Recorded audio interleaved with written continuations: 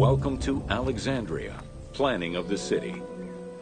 Alexander's plan to build his great city began with a verse from Homer's Odyssey. There is, in front of Egypt, in the sea with many swells, an island called Pharos. Guided by these clues, Alexander the Great founded his future city at the western end of the Nile Delta.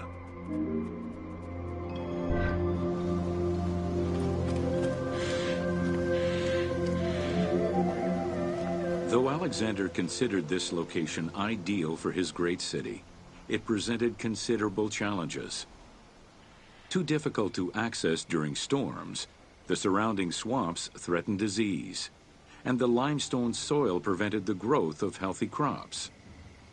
However, due to the influence of his mentor Aristotle, Alexander the Great recognized that the true value was its strategic emplacement. Alexander knew that in controlling Pelusium to the east, Memphis to the south, and his crowning glory Alexandria to the west, he would create a triangular stronghold, allowing him to control the entire delta while giving him access to the Mediterranean.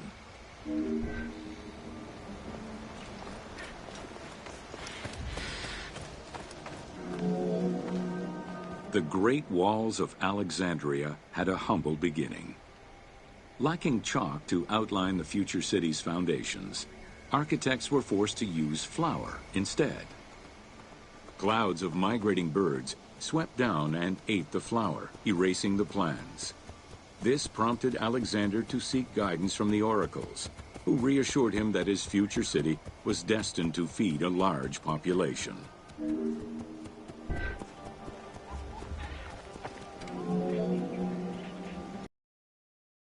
Bey el-Falaki in the 19th century revealed that the wall enclosure measured approximately 5.2 kilometers in length and 2.2 kilometers in width. It was roughly 9 meters in height.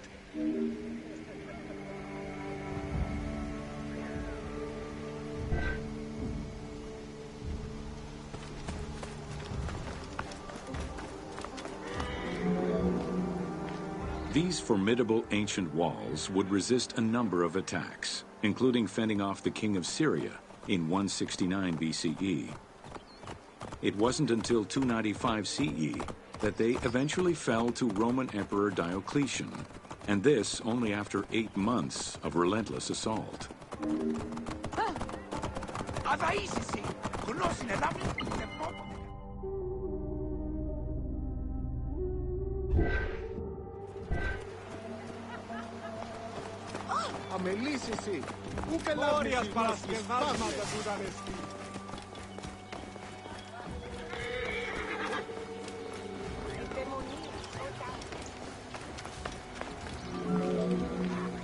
Alexandria's principal architect, Dinocrates, chose a Hippodamian grid plan. The grid maximized functionality with wide, straight roads and canals running beneath them. Alexander recognized the military value of the city's design. The wide, parallel streets gave him optimal surveillance of the city while allowing the unobstructed flow of troops.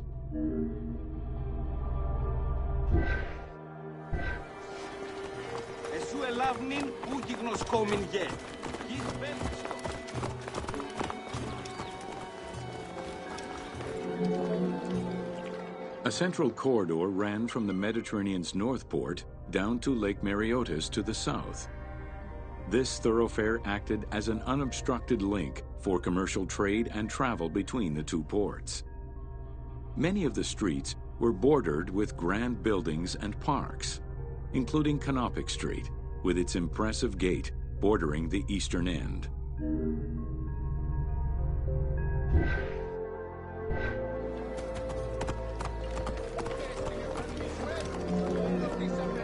Alexandria was most likely built upon an already existing Egyptian village. Upon its completion, the Egyptians reviled the city, refusing to call it by its founder's name. Instead, they called it Raked, the building, as a mark of disdain, which was later Hellenized into Rakotis. Despite this, the name Alexandria would remain. Oh, get it.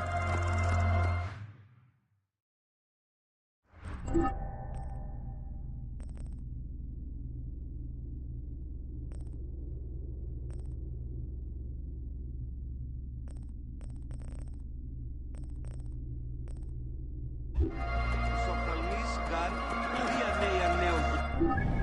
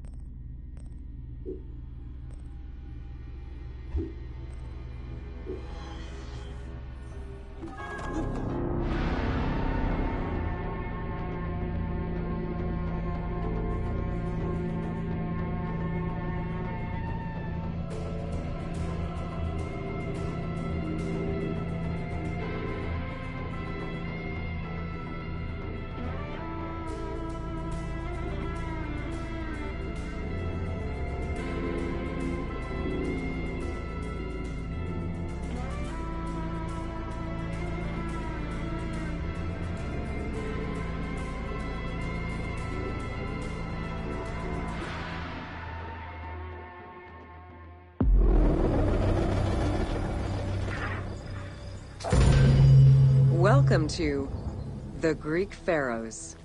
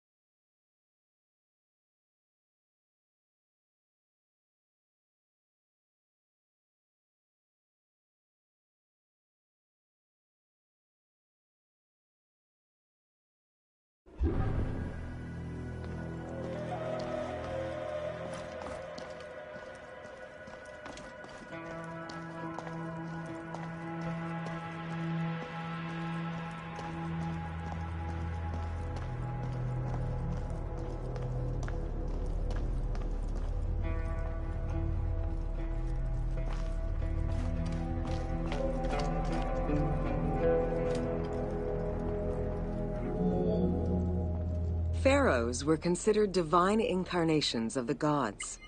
As an avatar of the gods living on Earth, the pharaoh's role was to preserve fundamental values and universal harmony by removing chaos, Izfet, and ensure that justice, Mot, prevailed. The pharaoh, by divine ancestry and through multiple offerings, was the bond that unites the world of men to the world of the gods and allows the maintenance of the cosmic order.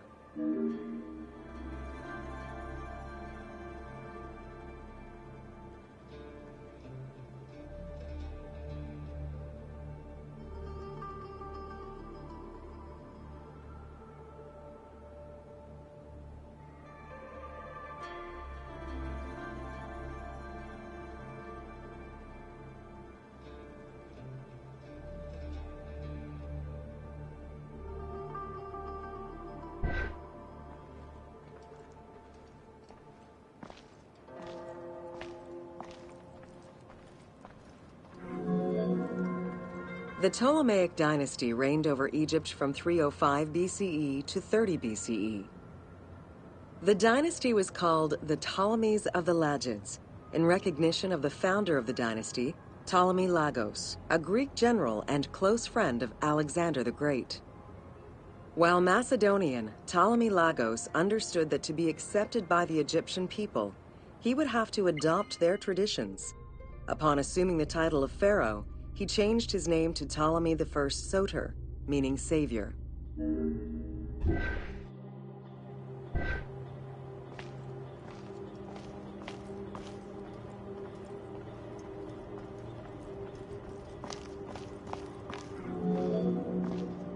Born in 356 BCE, Alexander the Great went through a hasty education in the affairs of the kingdom before integrating into the Macedonian army, where he quickly rose through the ranks.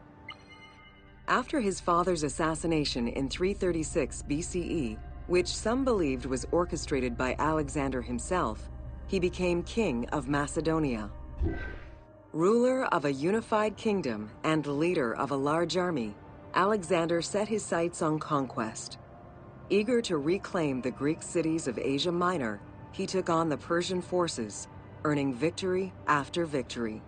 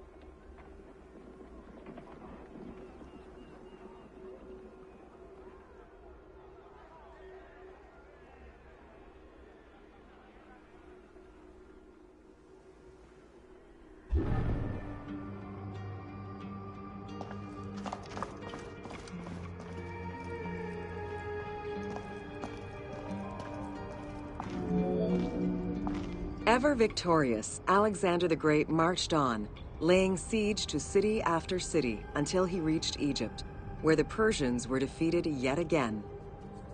Viewed as a liberator by the Egyptian people, Alexander decided to become pharaoh in due form. He traveled to Thebes to make a sacrifice to Apis, then went to the oasis of Siwa, where he was proclaimed son of Amun. Officially pharaoh of Egypt, Alexander spent much of the winter there and founded the city of Alexandria. Perhaps not coincidentally, being pharaoh allowed Alexander to spread propaganda to prepare further conquests. He resumed his military campaigns in 331 BCE.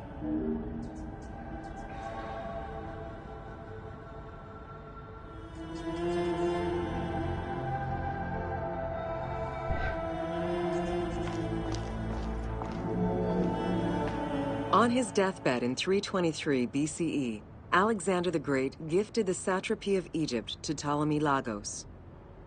Perfectly aware of the value of Egypt, Ptolemy ensured not only the stability of the country's borders, but also its economic and military development. At the same time, he worked with the Egyptian elite to maintain the internal order of the country. By 305 BCE, Ptolemy, well respected both in Egypt and in the Mediterranean, was at the head of the largest fleet of the Hellenistic world. Ptolemy officially took the title of Pharaoh of Egypt in January 304 BCE, on the anniversary of Alexander the Great's death.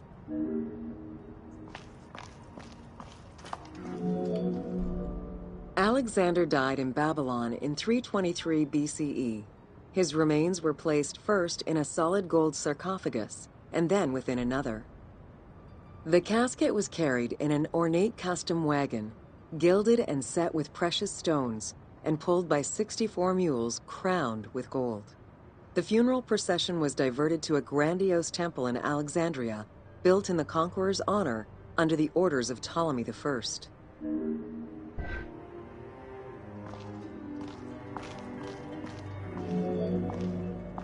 Julius Caesar visited Alexander's tomb at the capture of Alexandria, and the Roman Emperor Augustus reportedly placed flowers there. However, though many powerful leaders claim to have visited it, the tomb's location has gone missing from history. Some accounts do state that the golden coffin was replaced by a glass sarcophagus, probably by Ptolemy X. It is also implied that Cleopatra may have plundered the tomb in a time of financial crisis.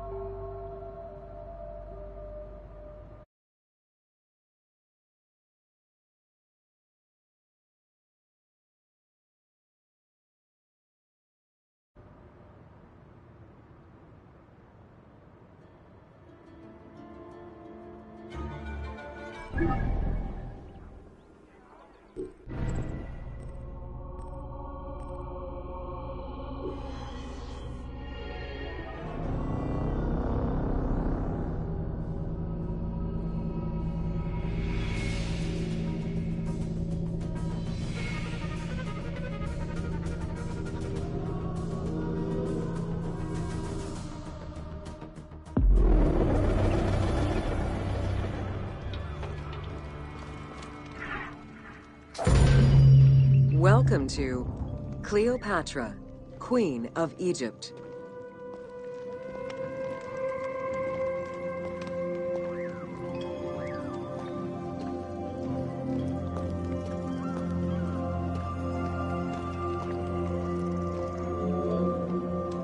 Cleopatra VII Theophilopator ascended the throne in 51 BCE at the age of 18. Though her early attempts to maintain power were often challenged, she eventually prevailed and became the sole ruler of Egypt. According to Plutarch, she was the only Ptolemaic pharaoh to speak the Egyptian language. Her intelligence, coupled with a good education and a great political mind, allowed her to make the alliances necessary to maintain the independence of Egypt while Rome was becoming a Mediterranean empire.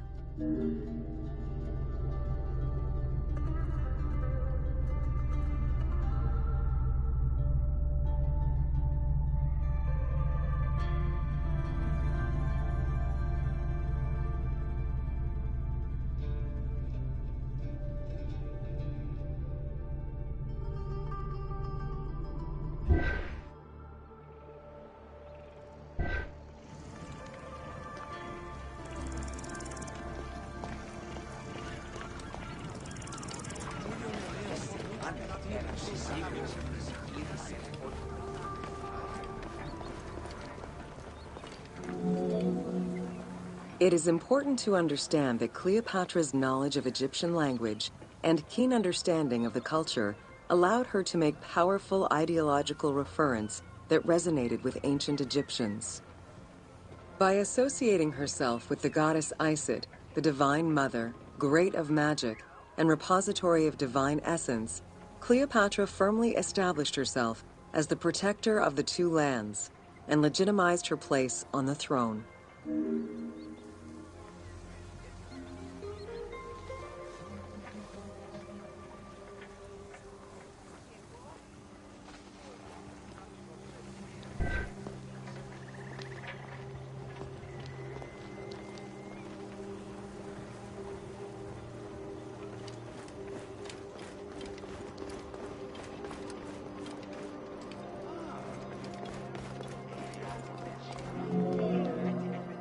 Upon his death in 51 BCE, Ptolemy XII Aulus bequeathed his kingdom to his daughter and eldest son, Cleopatra VII and Ptolemy XIII. As was custom, the siblings were married. The new pharaoh was 10 years old, his sister wife 17. The early years of their reign were not easy. Between 50 and 48 BCE, droughts and floods aggravated Egypt's problems. General Achilles and the royal advisor Pothinos kept intervening in the young ruler's political decisions and eventually colluded to turn Ptolemy XIII against Cleopatra. By 48 BCE, Cleopatra was in exile.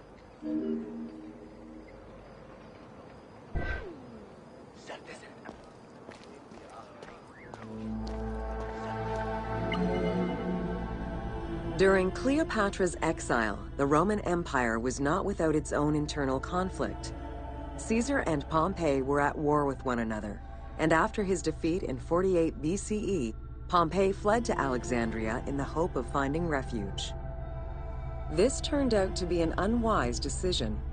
Listening to his advisors, Ptolemy XIII elected to have Pompey assassinated, his head kept as a gift, in the hopes of acquiring Caesar's favor. This gambit backfired.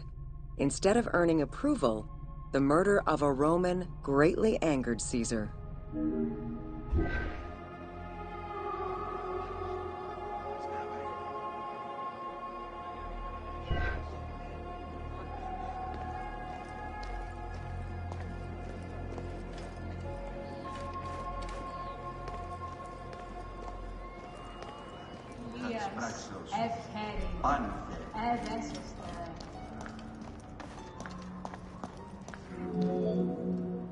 Cleopatra, aware of Caesar's anger against Ptolemy for the murder of Pompey, decided to take advantage of the situation. She returned to Egypt in secret, hoping to establish an alliance with one of the most powerful men of the time. Outside of the legend, where she had herself smuggled into his quarters in a carpet, what exactly happened during that fateful meeting remains a mystery. However, Caesar seemed to see a better ruler for Egypt in Cleopatra than in her young and too easily influenced brother. Invoking Ptolemy XII's will, Caesar attempted to mediate peace between the siblings.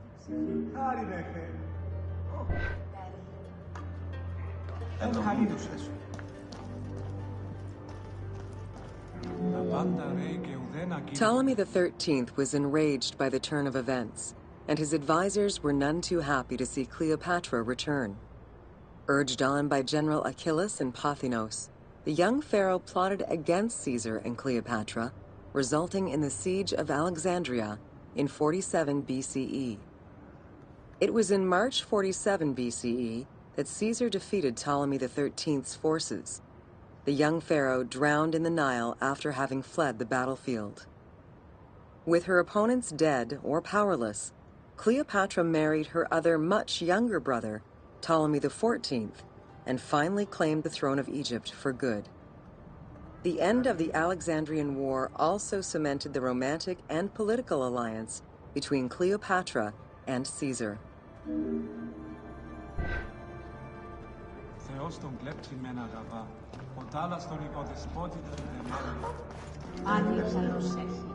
In June of 47 BCE, Cleopatra gave birth to a son, whom she called Caesarion. Caesar did not accept the boy as his heir, choosing instead his nephew Octavian.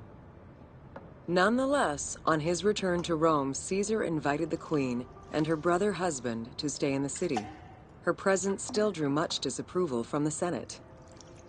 Always a strategist, Caesar left 4 legions in Egypt and a man he trusted to direct Egyptian affairs, giving him control of the wheat supplies essential to Rome. Cleopatra and her entourage remained in Rome until March 44 BCE, when Caesar was murdered.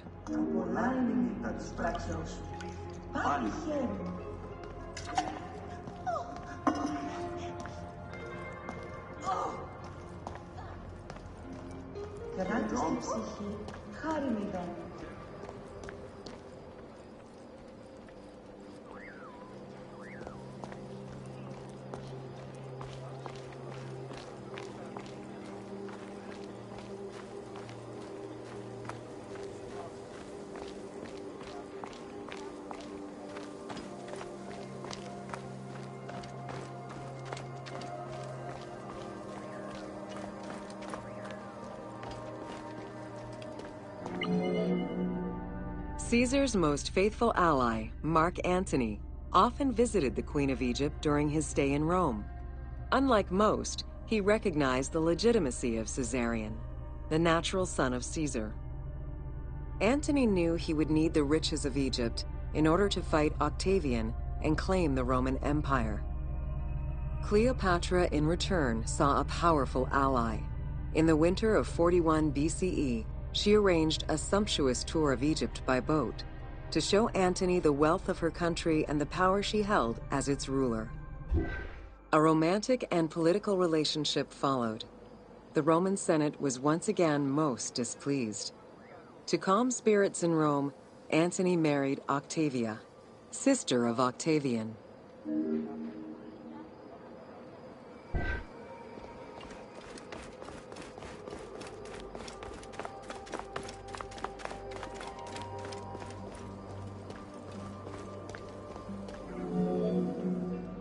Despite his marriage to Octavia, Antony remained Cleopatra's lover, and she gave birth to their children. Cleopatra increased her kingdom's territory and started a political propaganda alongside her lover in Egypt and beyond. She hoped to create a Ptolemaic federal empire with Alexandria at its center. Antony eventually repudiated his Roman wife for the Egyptian queen, much to the dismay of the Roman elite. However, while Mark Antony focused on Egypt, Octavian carefully gained military and political ascendancy over him in Rome.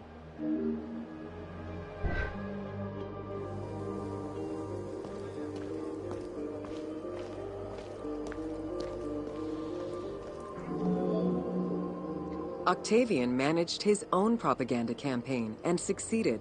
The Roman people hated Mark Antony and Cleopatra.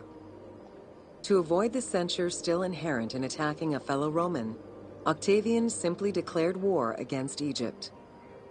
Rome's power still reigned supreme. The powerful Egyptian fleet, led by Cleopatra as well as Mark Antony's forces, were defeated in 31 BCE in Actium. Octavian arrived in Egypt in 30 BCE to formalize his victory.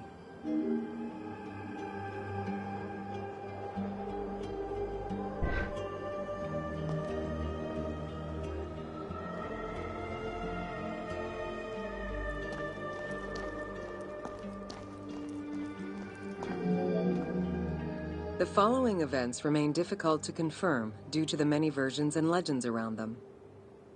It is believed that after hearing a rumor about Cleopatra's suicide, Mark Antony committed suicide himself. He was brought to the queen as he slowly passed away. Knowing that Octavian would have her chained and paraded through Rome in defeat, Cleopatra planned her own suicide. She most likely killed herself with arsenic, though admittedly, the version where she uses an asp to deliver a fatal bite may be considered more dramatic. What happened to the body of Cleopatra is still a mystery.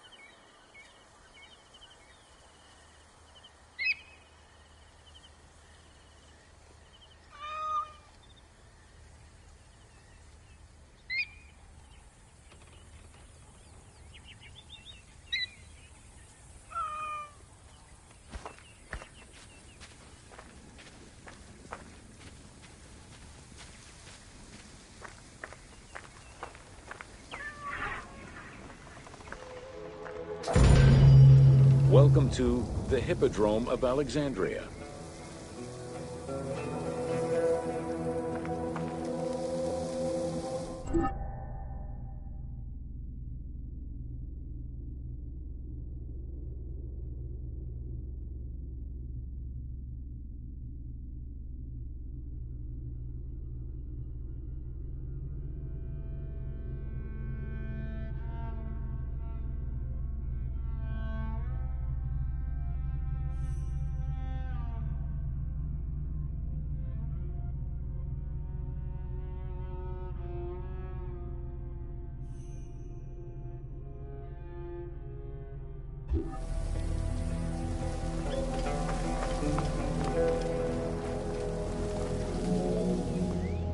The main hippodrome of the city was called the Legeon, in honor of Lagos, the ancestor of the Ptolemies.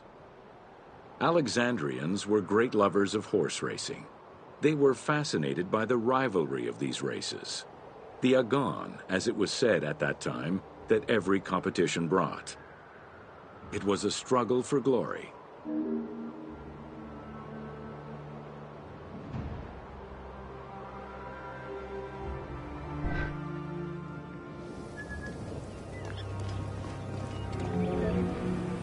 The most important chariot race was the Tethrypon. Using 4 horses with the quickest harness to the front right, the charioteer would race for 12 laps, with sharp turns at either end of the hippodrome. The victors were crowned with garlands of olive and received prize money, but the most sought-after reward was to be acclaimed by the works of poets, such as Callimachus and Pindar.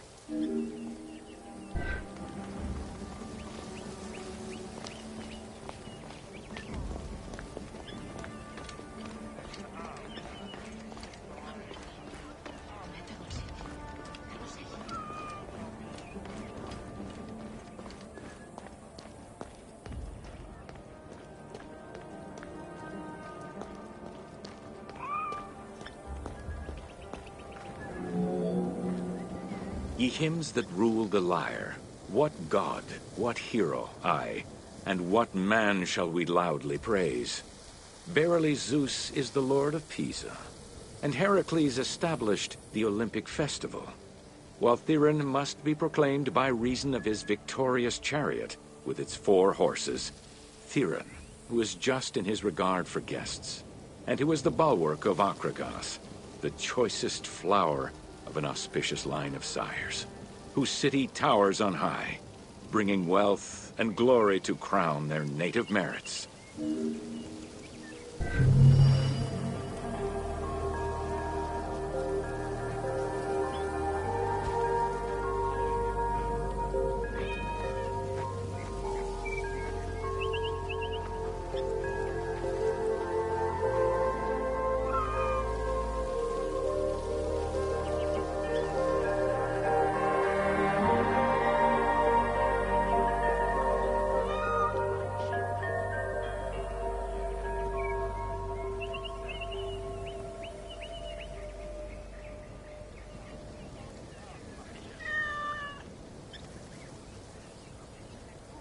Χαίρε, τι πράττεις?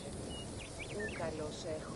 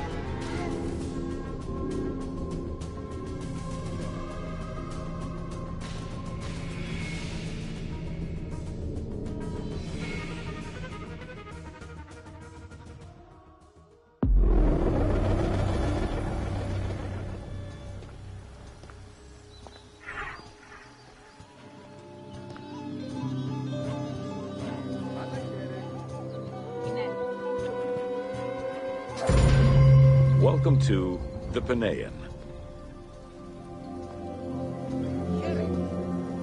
The Panean was a temple built in honor of the god Pan, divinity of nature. This Greek god, often represented as a half-man, half-goat, with a beard, horns, and goat's hooves, was considered the protector of shepherds and herds.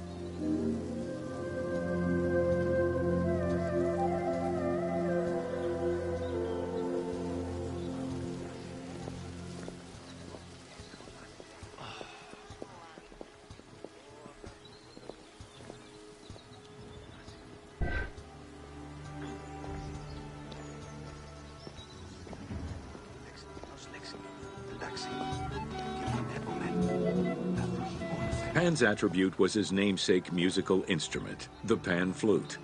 His temples were usually located in caves and on high mountains, and were frequented by shepherds. It is likely that Mediterranean cults adopted the imagery of Pan to symbolize the Christian devil.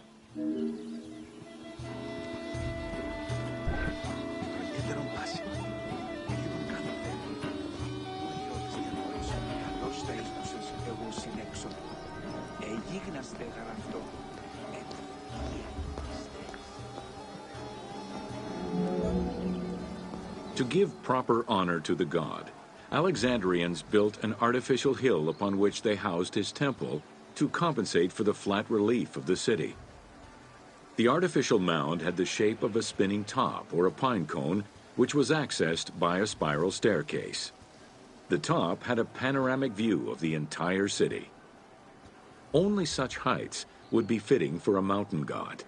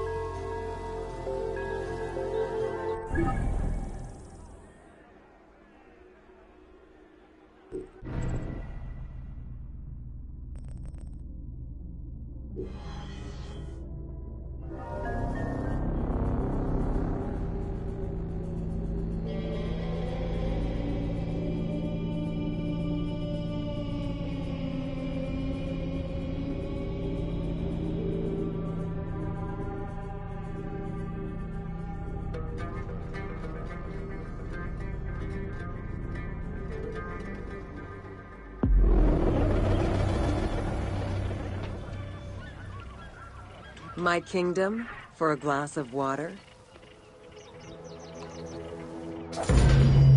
Welcome to Education in Alexandria.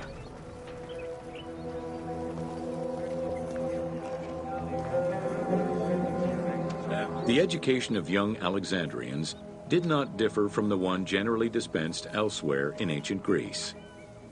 At the age of 7, the child was taken in charge by a tutor, who then became responsible for instilling an elementary education as well as good moral principles.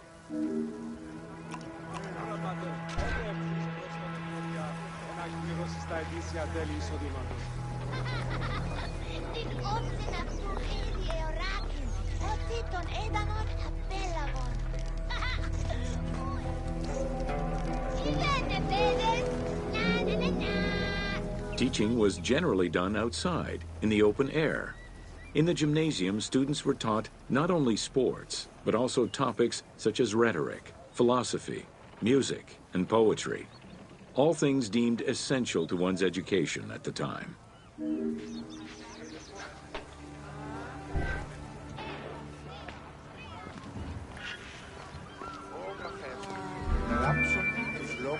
Here, both girls and boys are shown attending a class given by one of the rhetoricians of the era. The team made the choice to show both genders attending class within the context of the game world. Even though it is historically inaccurate, the team felt it was not necessary to prioritize historical sexism over inclusive gameplay.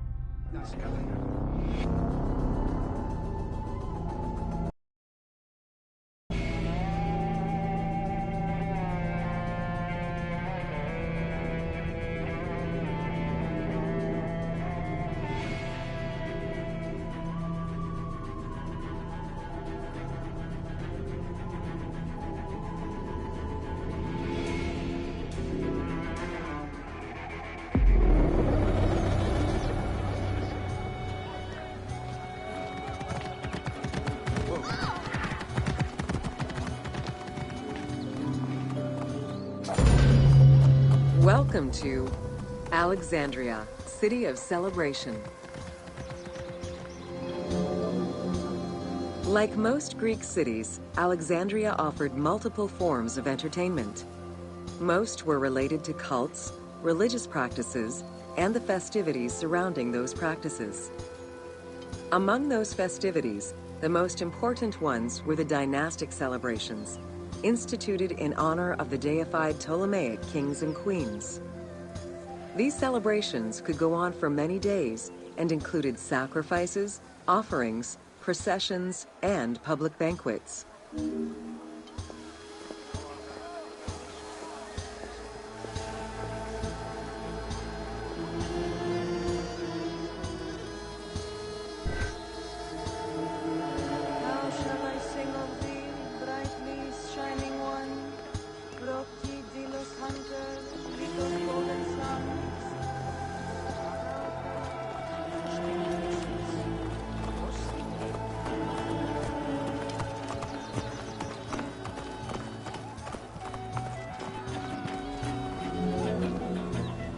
Games and competitions were organized whenever possible in locations such as the stadium, the hippodrome, and the gymnasium. The residents of Alexandria favored such events where athletes, poets, and musicians from Egypt and other cities of the Greek world competed.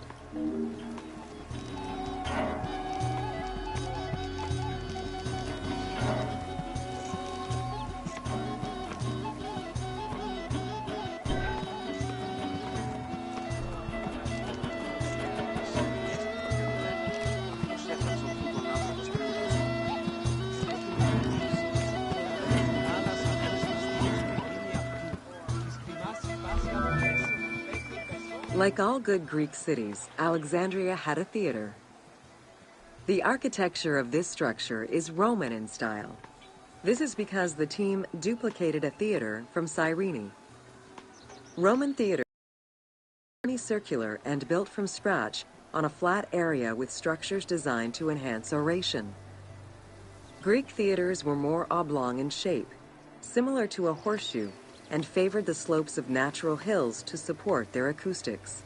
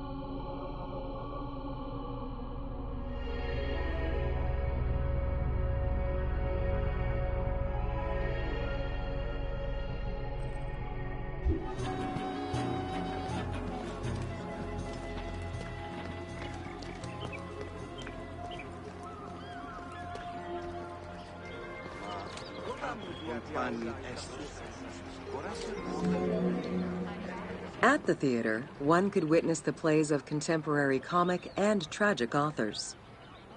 The play you are witnessing below is Menander's Dyskolos, more commonly known as the Grouch, a late and popular entry in the Greek comedies.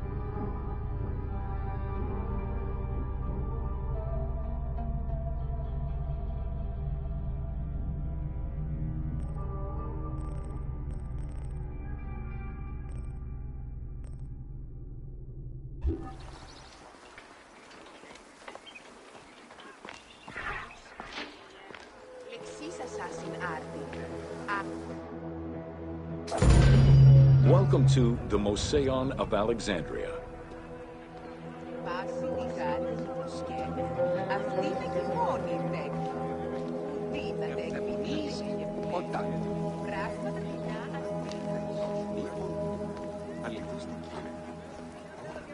Απέδρωσαν ο δικορούσας σκλάβων την αδυνά. Τι είπες? Το γεγονός. Δώσε.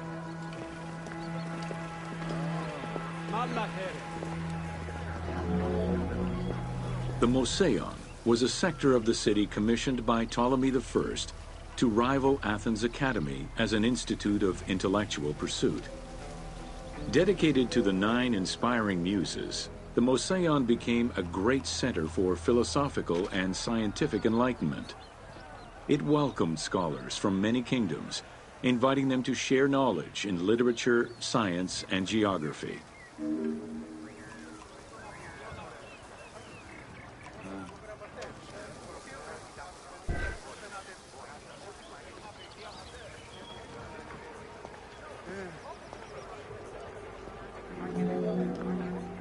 The Moseion was designed so that its buildings and grounds would accommodate free thinking, debate, and presentation. Meeting spaces and theaters surrounded a main courtyard. Expansive gardens were filled with exotic plants that aided in the study and supply of herbs and medicines. A zoo offered the study of animal behavior and physiology. Also among the Moseion's many star attractions was its astronomical observatory.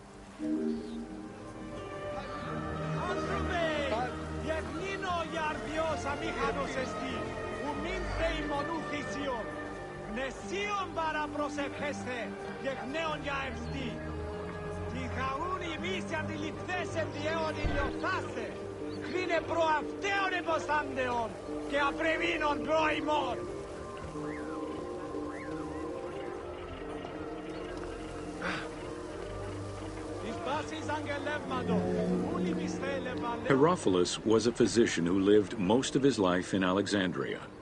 He was able to perform the dissection of human cadavers on a large scale due to the permissiveness of the city in such matters. Among many other discoveries, he learned that the brain was central to the human nervous system. He also extensively mapped the blood system and measured the pulse with the aid of a water clock. It is reported that in his thirst to understand human anatomy, he performed 600 vivisections on live prisoners.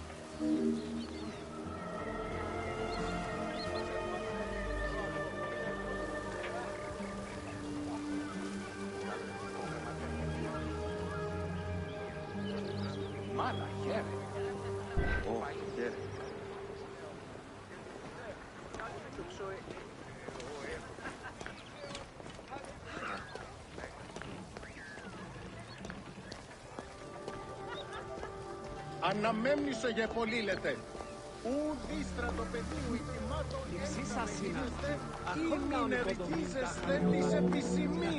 In order to be free to pursue their research, scholars were fed and housed at the Moseion at the government's expense. This freedom provided Alexandria's scholars a meeting space for intellectual pursuits and a haven for spiritual peace. Though nothing remains of the original Moseion, it lives on as the legacy of our modern museums. Ανθρωπέιτε πόλεα κήκουν, εκτίδενην φύλακες της σήκης ημών ερευνήσεων εσπέριων.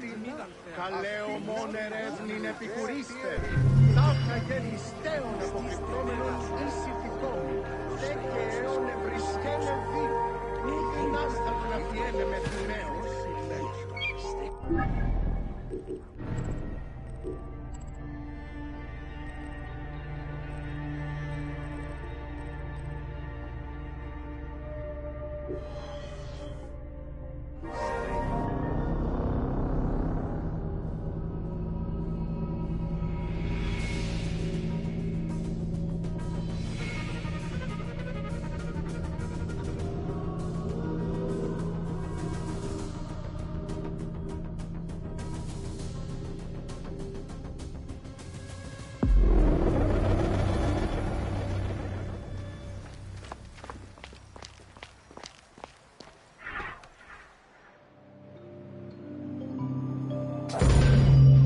Welcome to the Serapeum of Alexandria.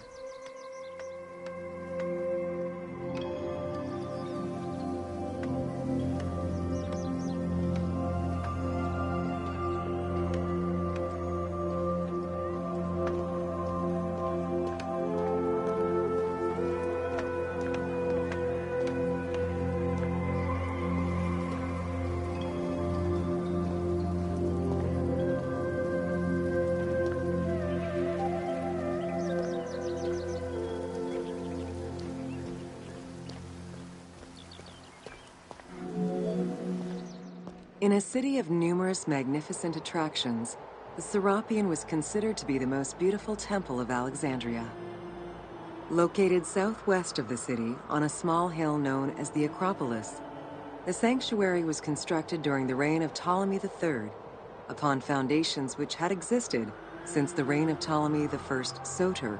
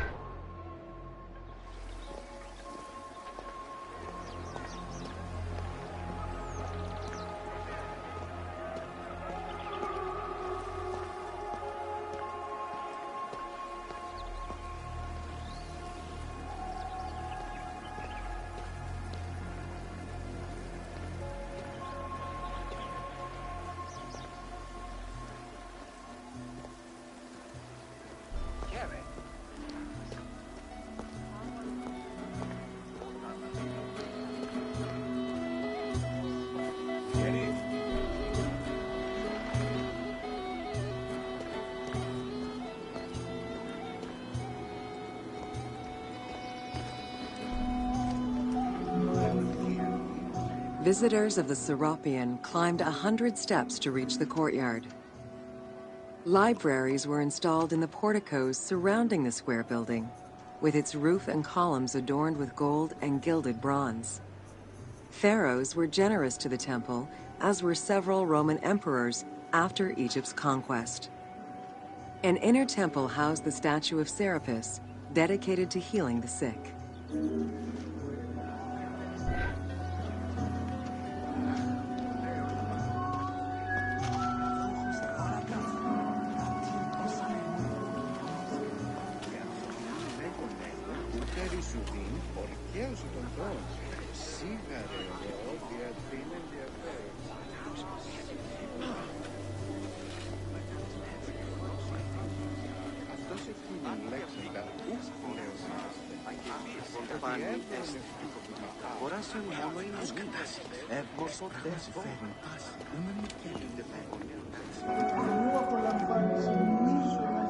Since the 26th dynasty, Greeks in Egypt had gradually integrated the Egyptian cult of the Apis bull to their own rituals. With the establishment of the Ptolemaic dynasty, the cult of Apis was further integrated into Greek religion. During his rule, Ptolemy I chose to merge Egyptian and Hellenic gods into a syncretic divinity named Serapis. This name was the result of the amalgamation of Osiris and Apis. With this new deity, the Ptolemaic dynasty managed to accommodate similar belief sets for two different cultures, bringing about a new dynastic cult.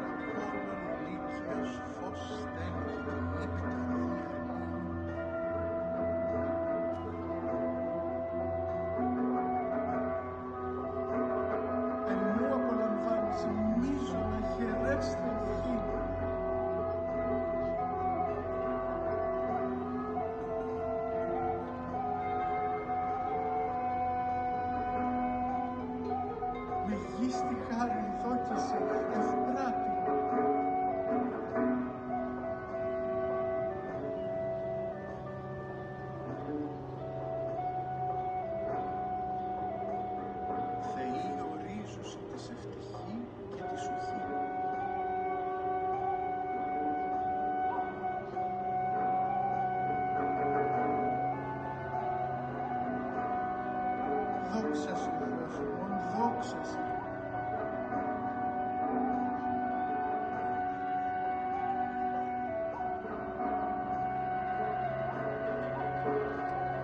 Ω αγαθέ Ιάβθ, καλός και αγαθός αΐ κα.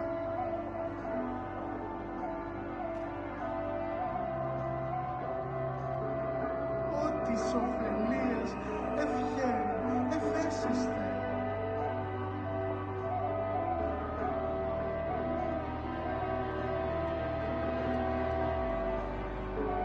Σεύσου τα πάντα πληρώνει, τα πάντα επιτεύει, δείξει τη χρήση επιμείνει.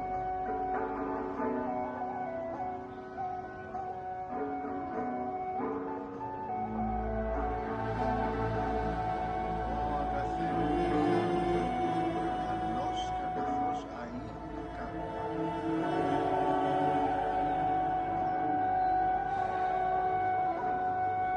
Εμού απολαμβάνεις μίσο και χαιρέστε ευχήν.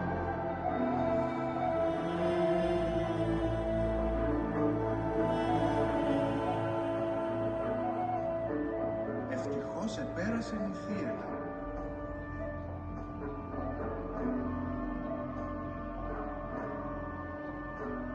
Σεύσου τα πάντα πληρώνει και τα πάντα επιτεύει, δείξει τη χρήση επιμείνει.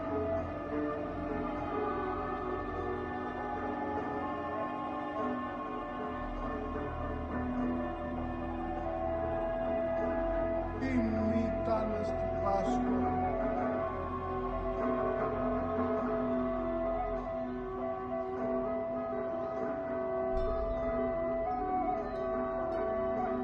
Άνερα πόλων λύκειος φως στέλνει και τη νύχτα διαλύει.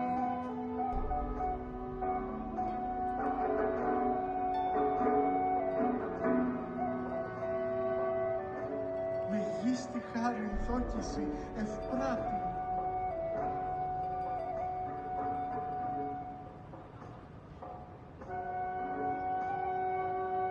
Γαλήνευσον την καρδία τέκνο, Κύριος είδα πως πράξεις σου.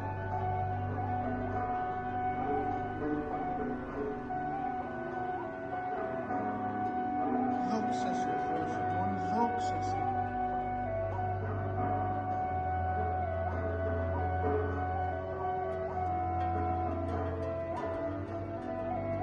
Ευτυχώς επέρασεν η θύελα.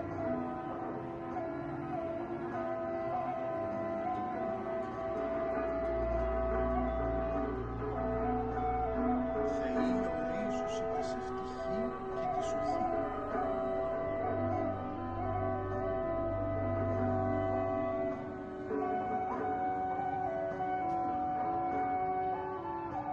Δόξα σου Θεός ημών, δόξα σε.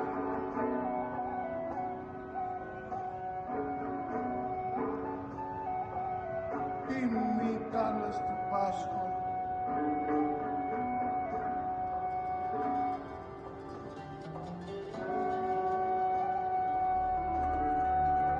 Ευτυχώς επέρασεν η θύελα.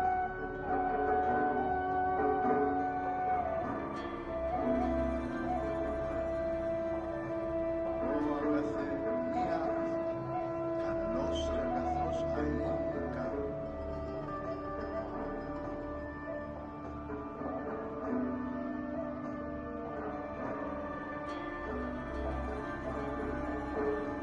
Ω της ωφελίας ευχαίρει, εφέσιστε.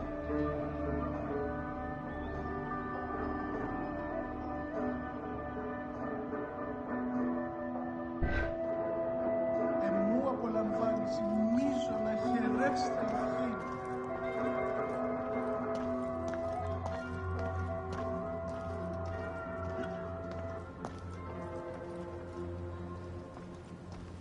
Μεγίστη χάριν δόκηση.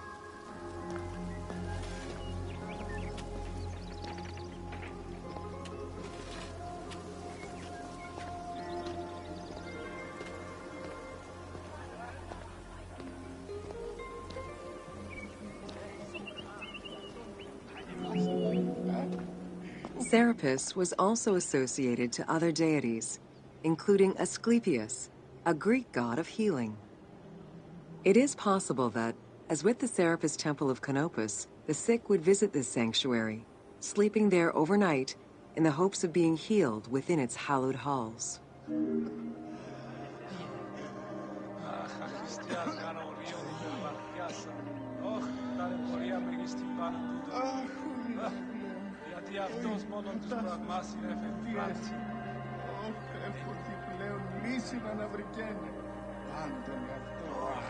Meidän tahtin περισσότερων βλακών διυπομένην. Πάλι είναι μου τι χασάει. Πάλι. Γιατί? Αυτόν μου πάσχω. Αυτόν μου κύριο.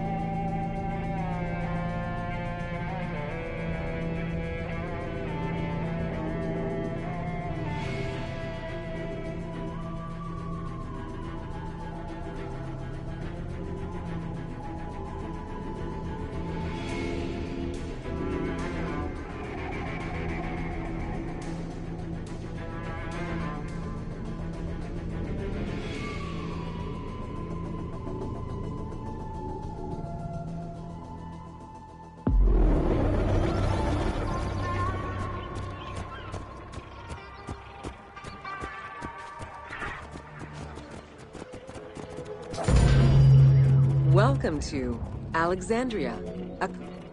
The ports of Alexandria were a major commercial hub, effectively connecting Egypt with the Mediterranean regions and beyond. A tremendous amount of materials and goods flowed through the city on a daily basis. The large port market was called the Emporion. It was there that merchandise was traded by the ship owners, called nakliros.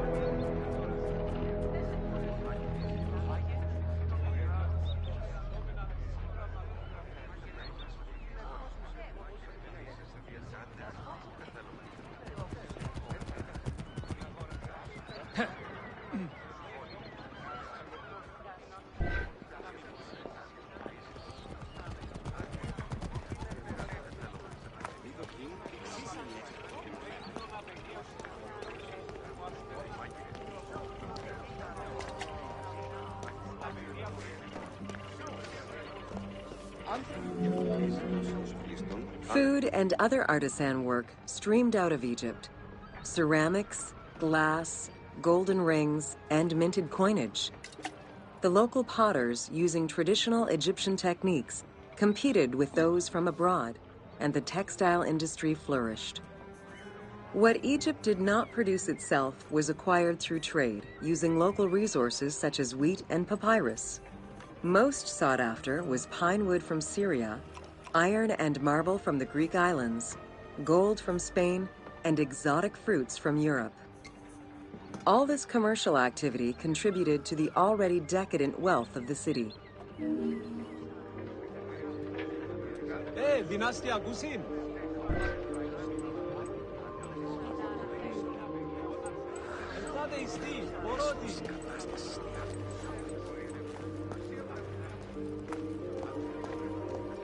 Άνθρωπε!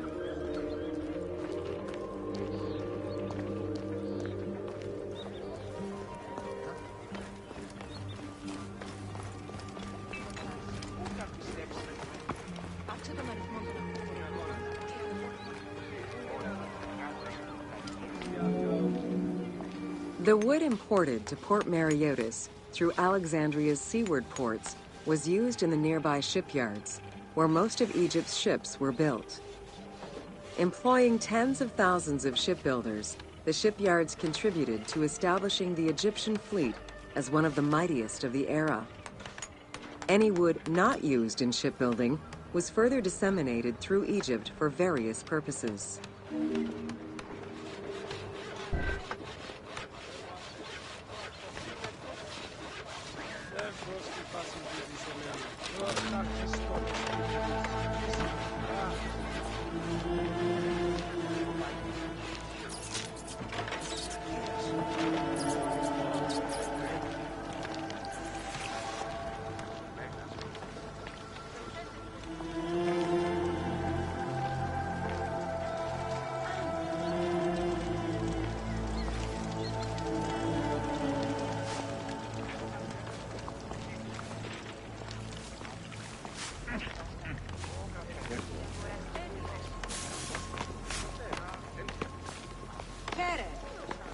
Πού καλός έχει.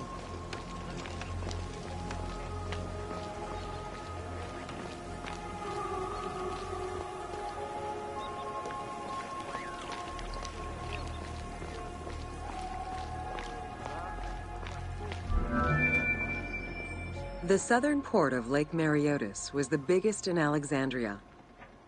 Save for a branch angling westward, the lake's size in the Ptolemaic era was roughly 40 to 50 kilometers from north to south. Its waters were maintained by a steady runoff from the Nile. In addition to the lake, a man-made canal was created to assist in the transfer of goods from the city to the port using barges, though it is not represented in the game due to its size.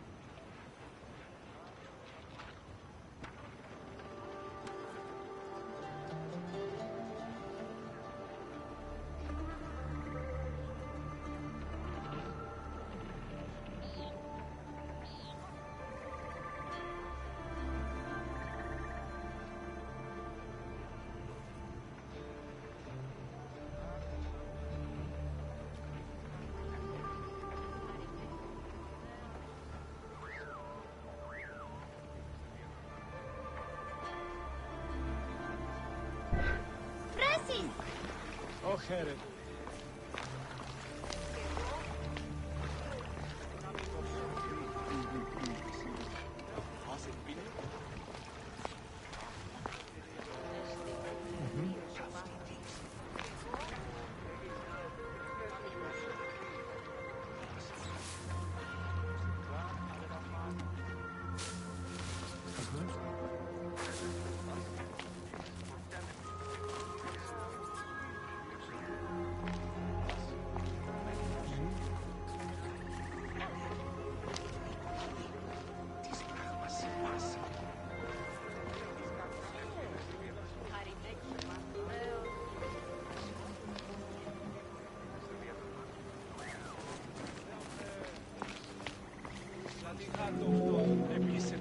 Banking was one of the most distinctive innovations brought by the Greeks to Egypt.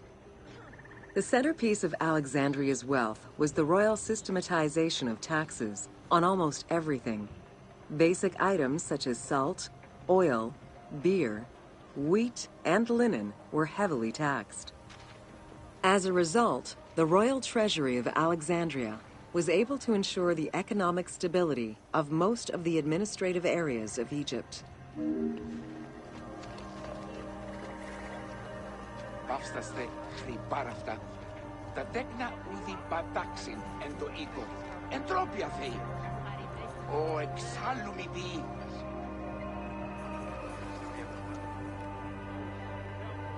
Ιδίς ορμάσει τούτον την είδον, ανεσχέντοντι, πλήγην ο πέλας, δακρυώνεντε, καταραυστέντε, Θεοί.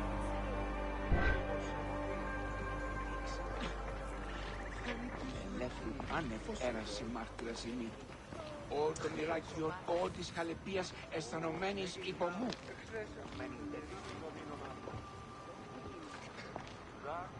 Τι σάλμα δε αυτής πάλι, τι χειρεμ τον μεν, τι μης κατεχειμή.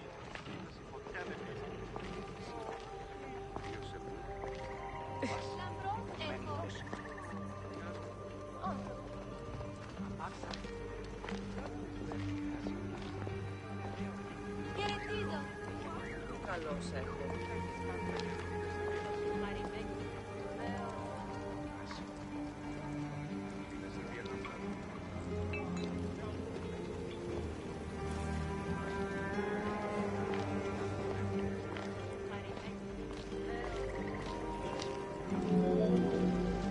By the late 12th century, the channel feeding the lake from the Nile silted up. Lake Mareotis lost its connection to the Mediterranean, as well as most of its water, as the lake slowly evaporated to a fraction of its former size. In modern times, Lake Mareotis is being kept alive through irrigation. However, only about 17% of its original size remains.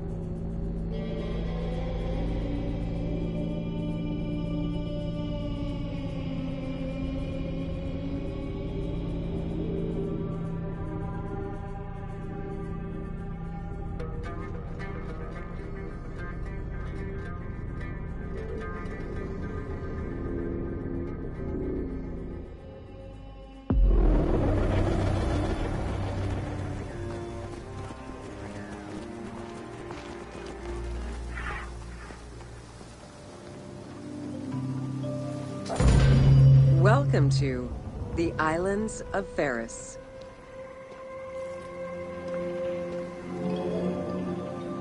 The Heptastadion was a bridge-like causeway connecting the island of Pharos to mainland Alexandria.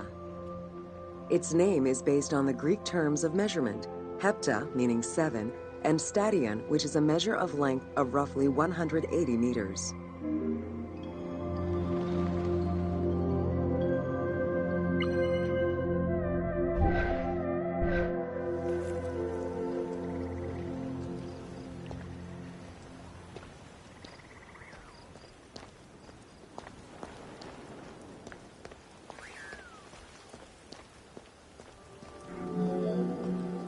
Since its construction would separate the Grand Port to the east and the port of Eunostos to the west, it was designed with channels at each end. These openings allowed passage from one port to the other.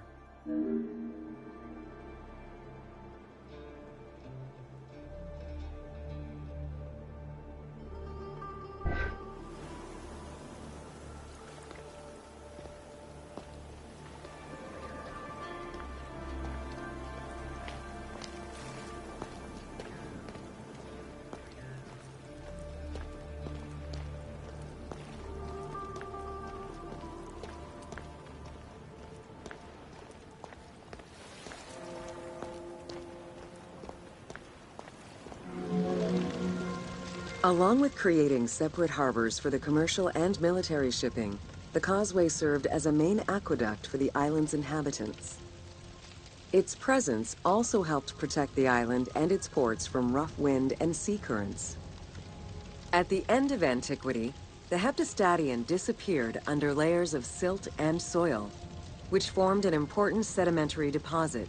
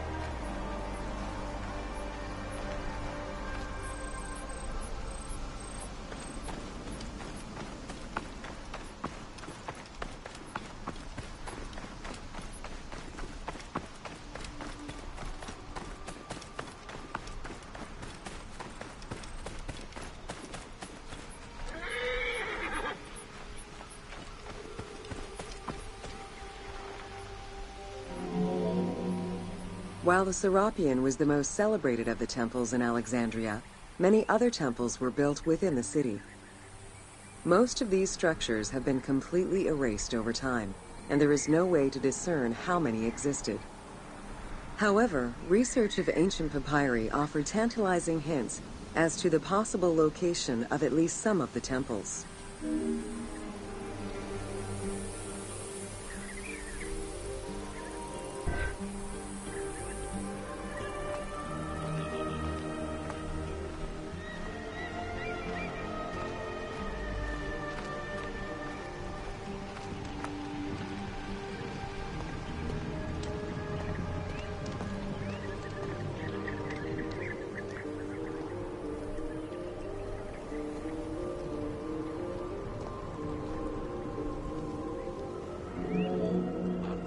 Both papyri and coins reveal evidence of many temples built for the gods. Poseidon, the god of the sea, likely had an edifice in his honor west of this island, as well as on the mainland. This temple next to you is dedicated to Isis Feria, the divine protector of the lighthouse. This location hosted annual celebrations in the month of April, known as the Sacrum Feria, in connection to the lighthouse. In her incarnation as Isis Fortuna, the goddess carries a rudder and a cornucopia, both symbols of good luck for navigators.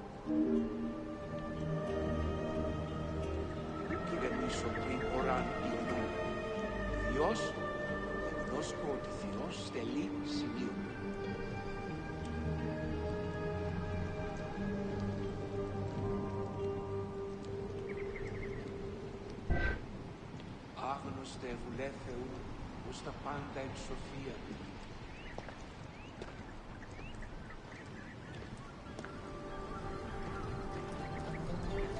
Γνώσκουσιν Κύριε του οίκου τούτου.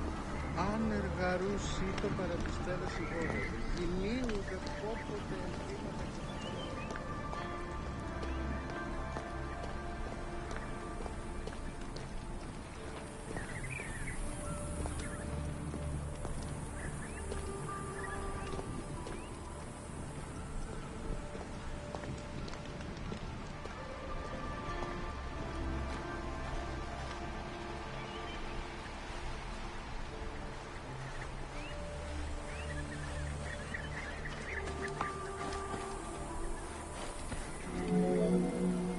Considered one of the 7 wonders of the ancient world, the Lighthouse of Alexandria was a source of great pride for the inhabitants of the city.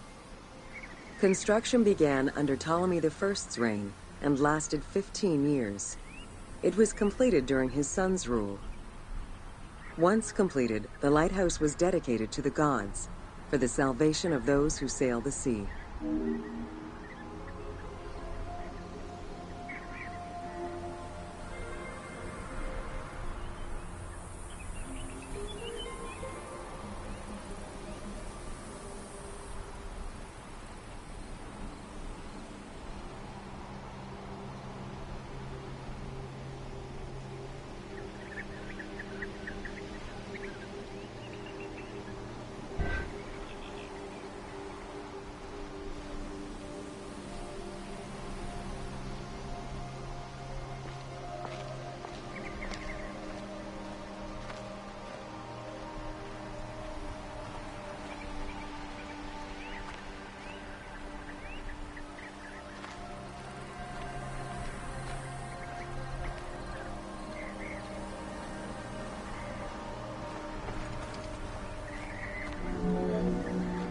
Built on the island of Pharos, the stone structure was 3 tiers set on top of one another in a step formation.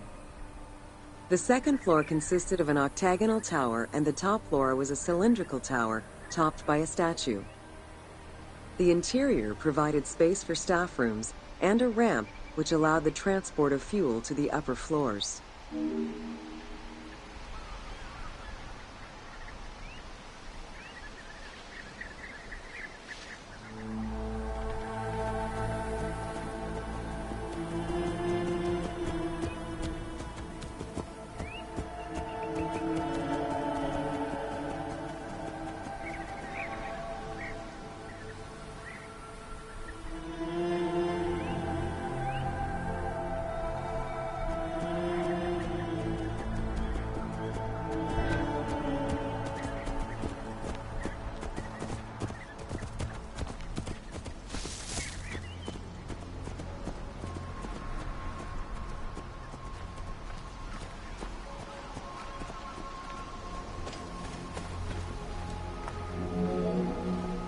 Essential to safe navigation through the rifts and shallow waters, the Pharos was a functioning lighthouse with a beam reportedly visible 50 kilometers away. It's unclear what kind of fuel was used or how much. Any other details of how the light worked remain a mystery.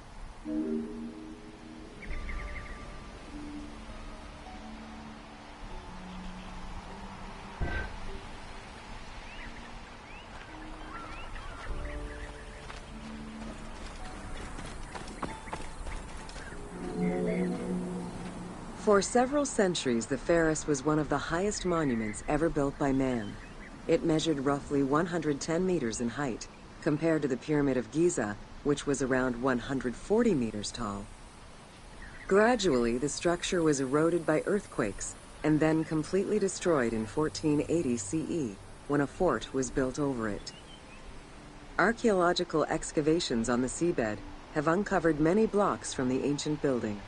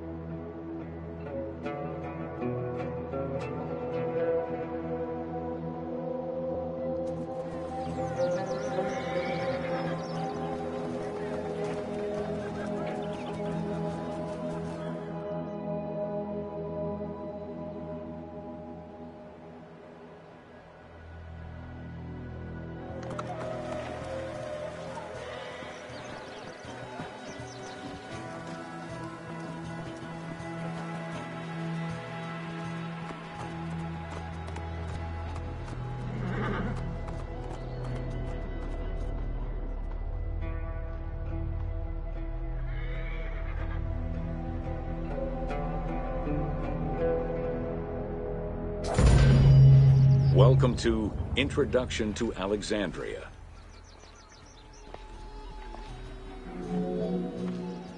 After conquering Egypt in 331 BCE, Alexander the Great decided to build a new city, which, as per his habit, he named after himself. After his death, Alexandria quickly became the capital city of the Ptolemaic kingdom and the most important city of the Greek world.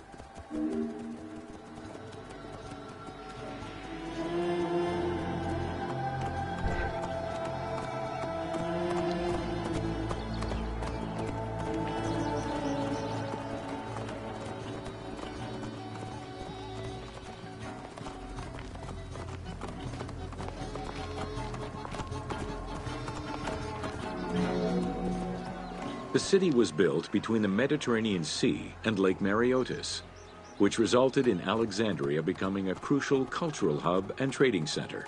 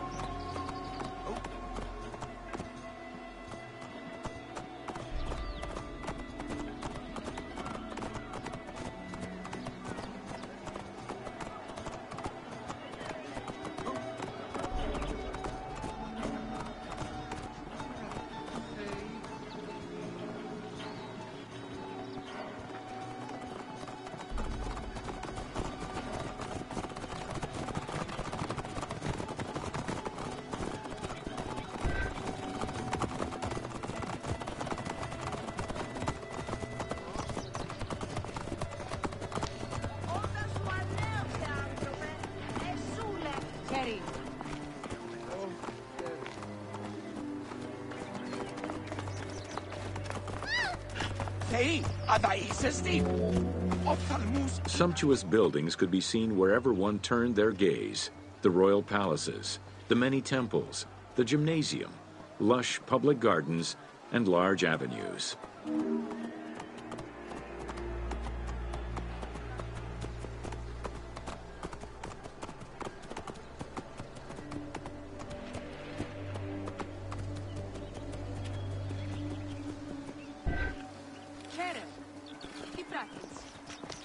Καλώς έστω.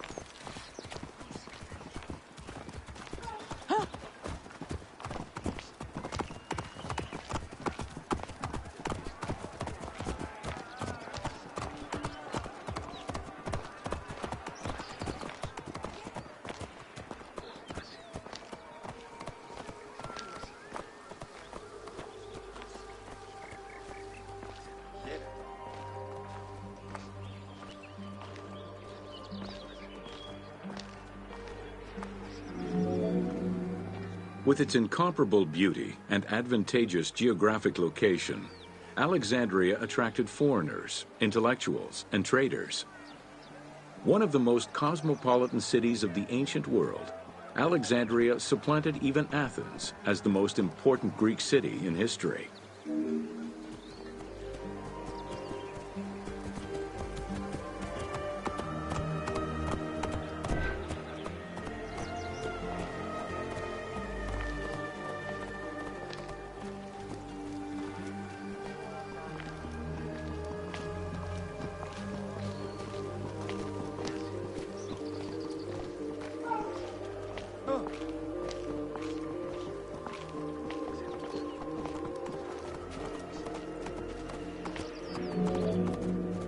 Egyptian obelisks were highly prized by Roman architects.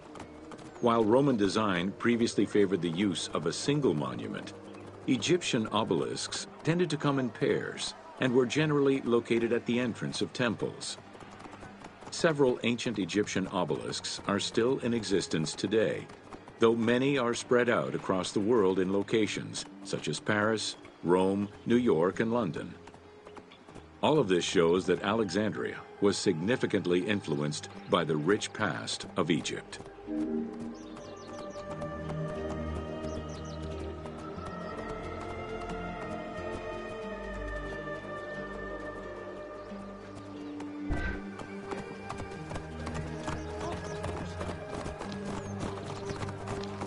Όποτε είναι ώρα, η αυτή να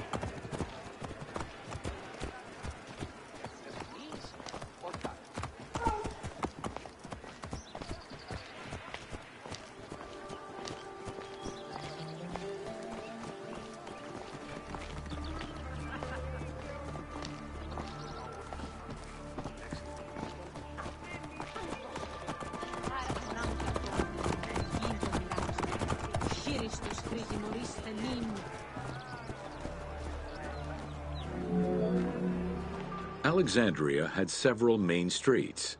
Its most famous artery was the Canopic Way. It was lined with sumptuous buildings, houses, and temples, and was roughly 8 kilometers in length. This street was one of the most important shipping entrances to Alexandria, and often hosted processions and festivals.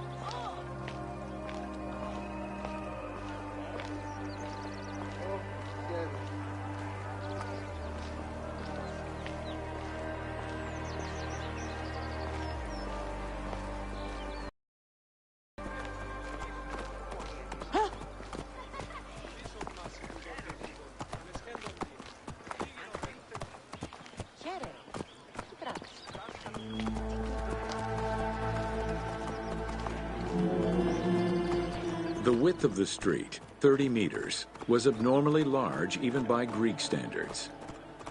This is likely because the Canopic Way was made in a short span of time and based on an urban plan, as opposed to being slowly built over time, as was usual for the era.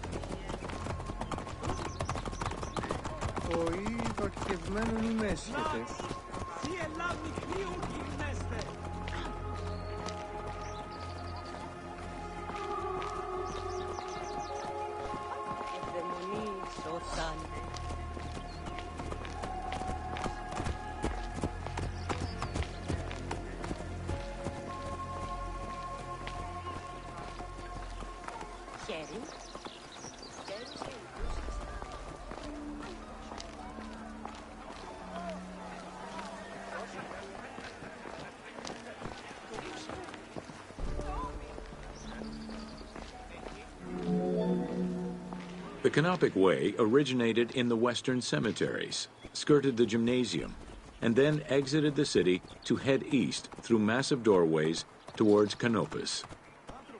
This structure was known as the Canopic Door.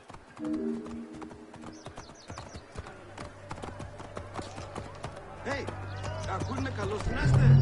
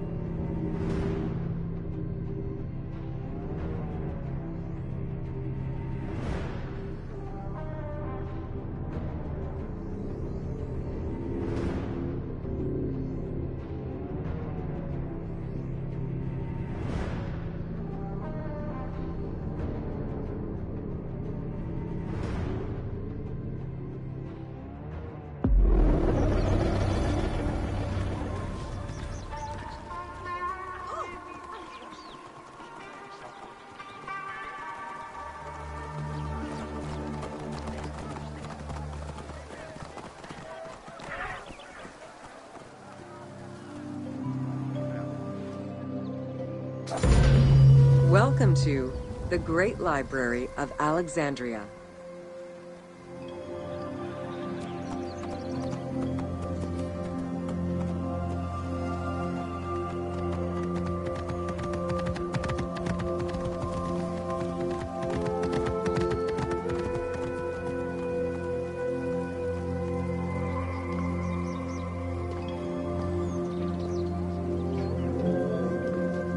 Near the district of royal palaces and within the Mouseion was the most famous library of all antiquity. The Library of Alexandria was built to house all of human knowledge. At its pinnacle, the library was believed to contain over 700,000 parchments.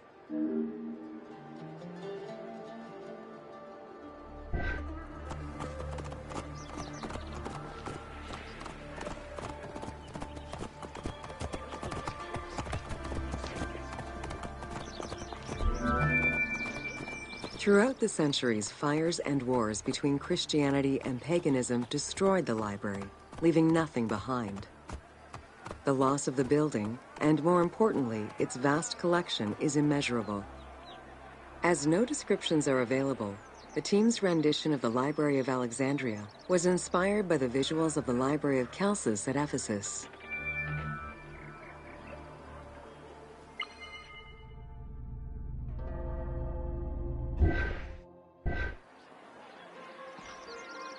Εκείκο ουν εμπορέοι. Πρόρησης παρούσου δε πορέν, νοτιέτος μελίσσονται. Ουσίτε εκεί εν ενδοτέρο πράγμα διέπει κοινών, και δεν...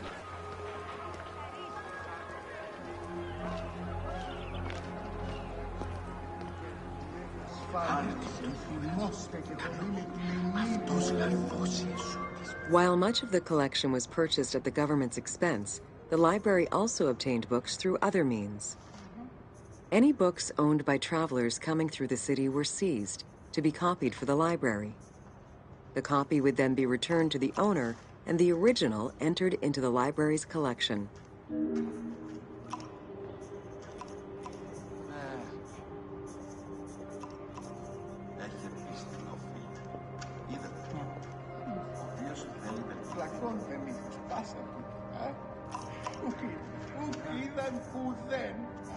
Αχ, μωρή. Κράτησε τη ψυχή σου, χάρη Θεή εόρακα.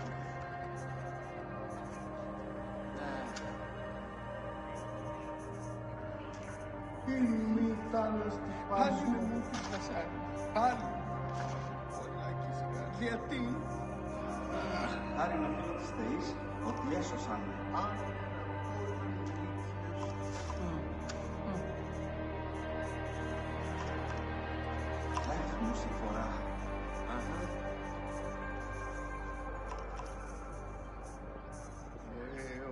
Πουθενέστη λογική Δόξα της Θεής, δεν τέλεστε ωραίο επιτέλους. πάντων λεγόμενα, εγώ της φταίω. Χάρη να φίλο της Θεής ότι έσωσαν με. Χίλιες του πράξεις. Ανήκουν στην τον ημετέρων. Δεν με νοείς, οντά. Την καυτή. Ού καλώς Ένα κάτ, πάση η ώρα κάντου. Πολλάκις της νυχτός, επί τα βερνέκου τι ήενε, τε και ίνον πιώσετε μέχρι πρωί. Καλώς βίωσες τη σεβερή πρωίας. Με φύσιλος κάτ. Ού βραδίνενε. Τιμήν δε αλέ την πρέπα. Χαίρετε. Τι πράττεις. Alexandria offered unrivaled intellectual and cultural attractions. Eminent scholars from Athens, Rhodes, and other Greek centers traveled to the city to learn and engage with other free thinkers. Both the Mouseion and the library were at the center of groundbreaking ideas and creative expression. Όποτε είχα συναισθήνε μίσον ταν μέγα. Εξίσα συναρτήν. Αρχόνα μην τάχανε όταν είσαι χρήσης. Να την είδαν θέα. Πολύς κλιματιάνου κατέσκευε. Τι βουλέτε δεικνύει. Είστε μέγας, Εν διαγορά τι εχθές. Μήπον The great minds of antiquity were usually well versed in many disciplines, which were often associated to specific schools of thought. The Peripatetics, the Stoics, and the Cynics were among the most well-known schools of the time. It is clear that Alexandria lived up to its fundamental role as a city for intellectuals, nurturing many great minds whose impact reverberates through our modern world.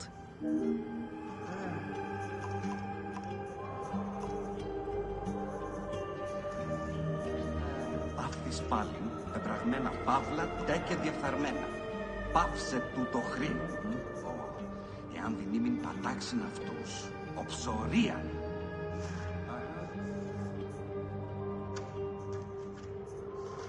Ουγαρανάγκατον την πληγήν των Ηράκλειων, χείριστος, χρή τιμωρής στενήν.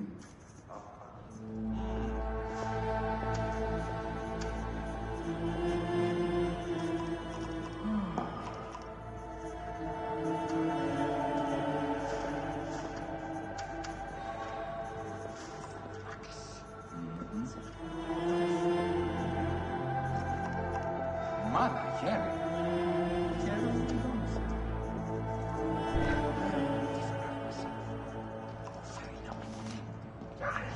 Από του οίκου του κλαθμούς, Θεάκουσα, φεύ, τέχνον δίπλη γίνει ακτής πάλι.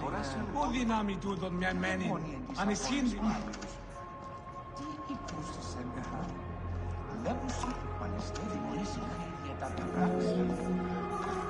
Hypatia of Alexandria was a Greek mathematician, philosopher, astronomer, and inventor. Though born in Greece, she eventually migrated to Alexandria, like many great minds of the time. It is there that she became the head of the Neoplatonist school of Alexandria. From most accounts, she was highly respected by her fellow Alexandrians, both as a teacher and a philosopher. With her death, the age of great ancient scientific discoveries came to an end.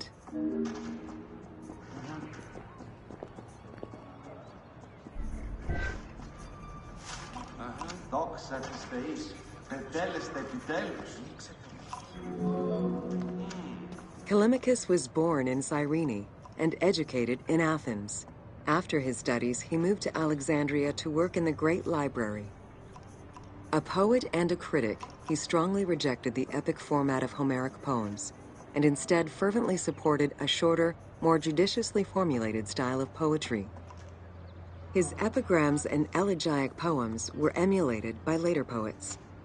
His work was extremely popular, second only to Homer's own works. Παιδιά μη μένεις στην εκδόσες, χάριν είδενε. Χάριν οφείλω της Θεής ότι έσωσαν. Χάριν έχε, αγάθη ψυχή, χάριν έχε. Έχει πίστη να οφείλει. Είδατε ποιο. Ο βίος σου θέλει βελτιωθεί.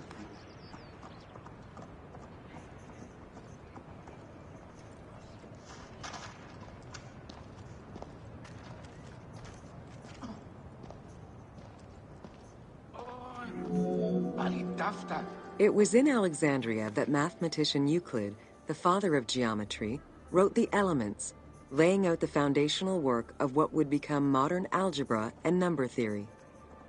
Euclidean geometry would become one of the most influential systems in the evolution of mathematics. Ζω εσύ. Όρνηθες και χείρα.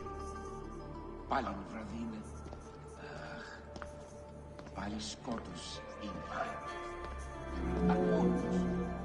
How do you calculate the circumference of the Earth? With a camel, 2 sticks, and shadows cast by the sun. This is what Eratosthenes of Cyrene described in his principal work, Geography, while he was director of the Great Library of Alexandria. He is credited for the invention of the armillary spear around 250 BCE. Τούτης κορές μας, αχ, ποιον ουκ εστίν τούτος. Πάλιντε και πάλιν ιδιώτας.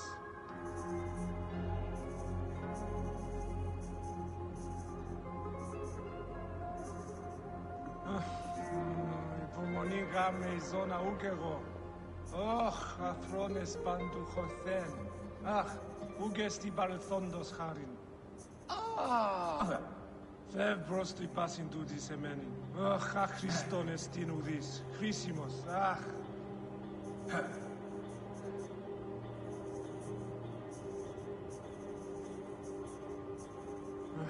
Αυτά δεν σβαίνω, πάλι είναι ιδιώτη,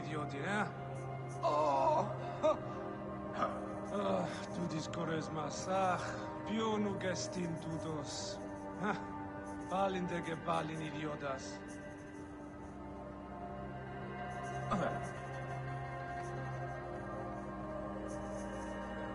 Χριστιάς γαρορίων υπερβαρκιάσαν. Ταλαιπωρία μεγίστην πάνω τούτον. Γιατί αυτός μόνον τους πραγμάς είναι εφευπράτη. Υπομονή γάμνε η ζώνα ούκ εγώ. Αφρόνες παντού χωθέν. Ούκ εστί παρελθόντος χά. Θέφτια, τι πάταξον τότε. The earliest known and most complete armillary sphere of antiquity was the Meteoroscopion of Alexandria, with an imposing 9 rings compared to the 3 or 4 of most other astrolabes. Known as the zodiac krikatoi amongst the Greeks, the Meteoroscopion was used to determine the location of celestial bodies around the Earth. Every self-respecting astronomer of antiquity would have sought to use this tool to better understand the celestial movements.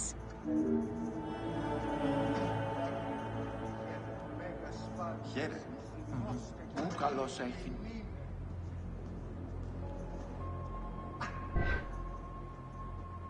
Παύλος εστίν, πας άνθρωπος φάρεται.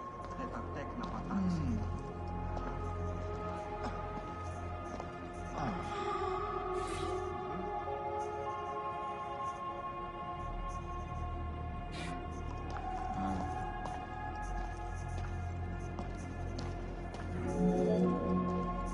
Pythagoras of Samos was a well-known and respected philosopher and mathematician. He is best known for the Pythagorean theorem. However, there is proof that the theorem existed in Babylonia and India long before Pythagoras was born, casting some doubts as to who exactly originated the theorem.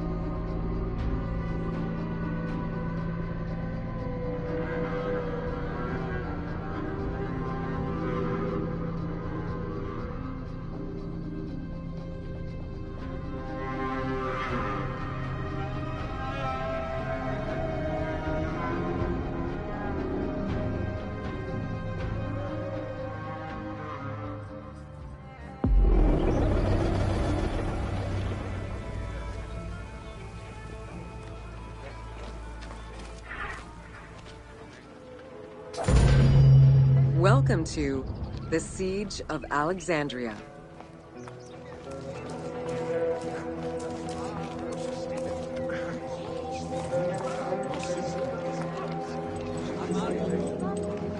Among the collection of writings attributed to Julius Caesar are his descriptions of the Siege of Alexandria, the Gallic Wars, and the commentaries on the Civil War. These archives contain information on different campaigns, the wars of Alexandria, Africa, and Spain. Each of them recounts Caesar's military activity from 58 BCE to 45 BCE. Though Caesar's documents remain a main source of information, it's important to note that the perspective is limited. It is necessary for other historical documents to be taken into consideration to provide a better understanding of events.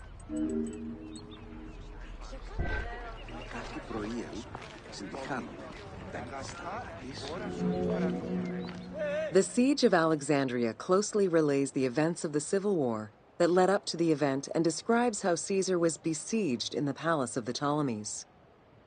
Other ancient authors have left equally valuable and sometimes contradictory information.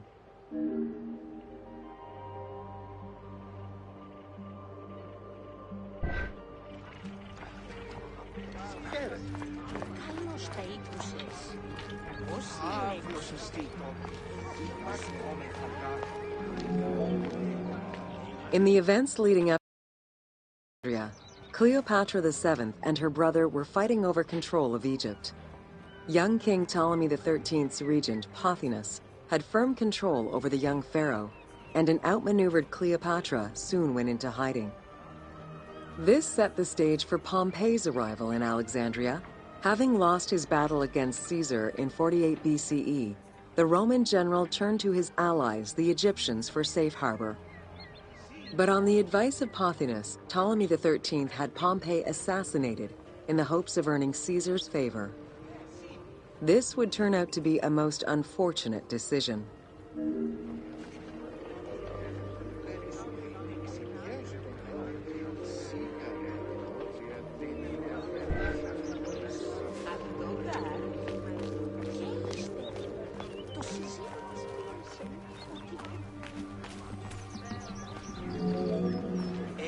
Upon his arrival in Alexandria, Caesar was presented with Pompey's head. The sight of a Roman murdered by Egyptians did not sit well with him.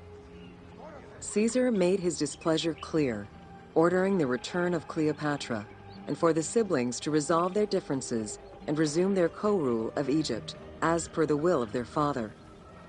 Neither Pothinus nor Ptolemy XIII wished to accede to this demand. While doing his best to aggravate Caesar, Pothinus secretly plotted against the Roman ruler and sent word for Egyptian General Achilles to bring his 20,000 men to fight on his behalf. While Pothinus plotted against Caesar, Cleopatra made a bold move.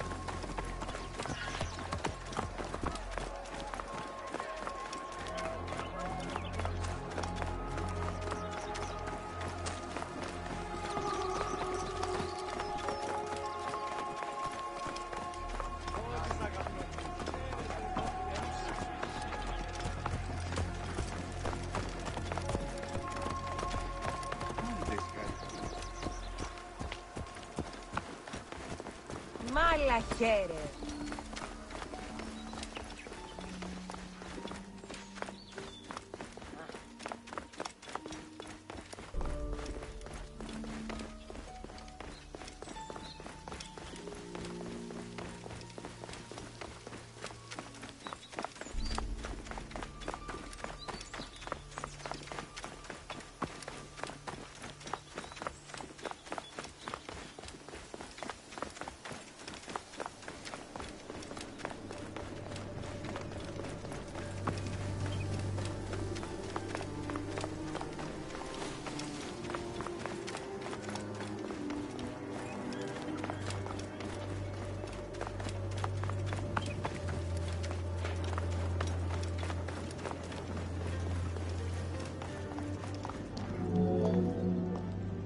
There are various descriptions of the encounter between Caesar and Cleopatra. One report states that she snuck into the palace alone at night. Another account claims she was accompanied by an ally and was brought inside the palace wrapped in a carpet bag.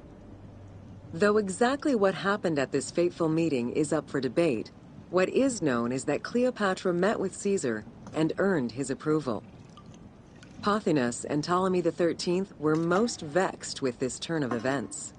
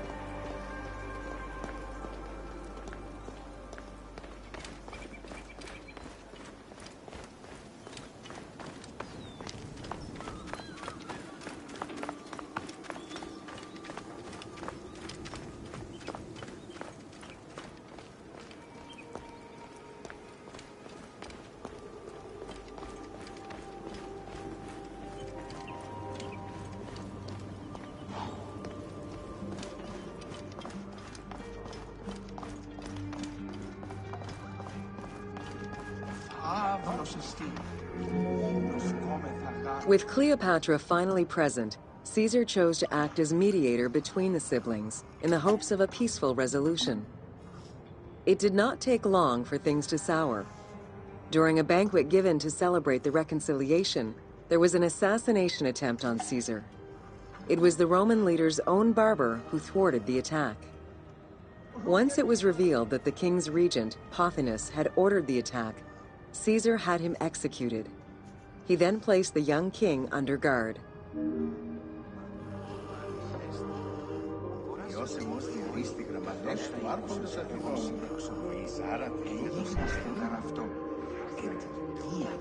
Επικαμίστα τετράκις. Τα πάντα. Η κυβέρνηση θα μισάσει σε μειοθέρες αγοράς για την επαγγελματία.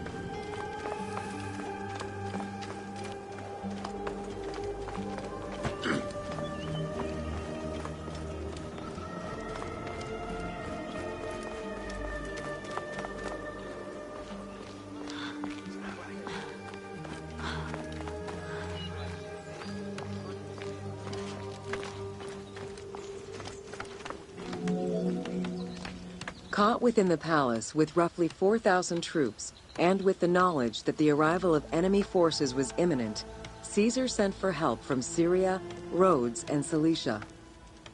He ordered his men to dig a ditch around the palace and build a wall leading to the harbor.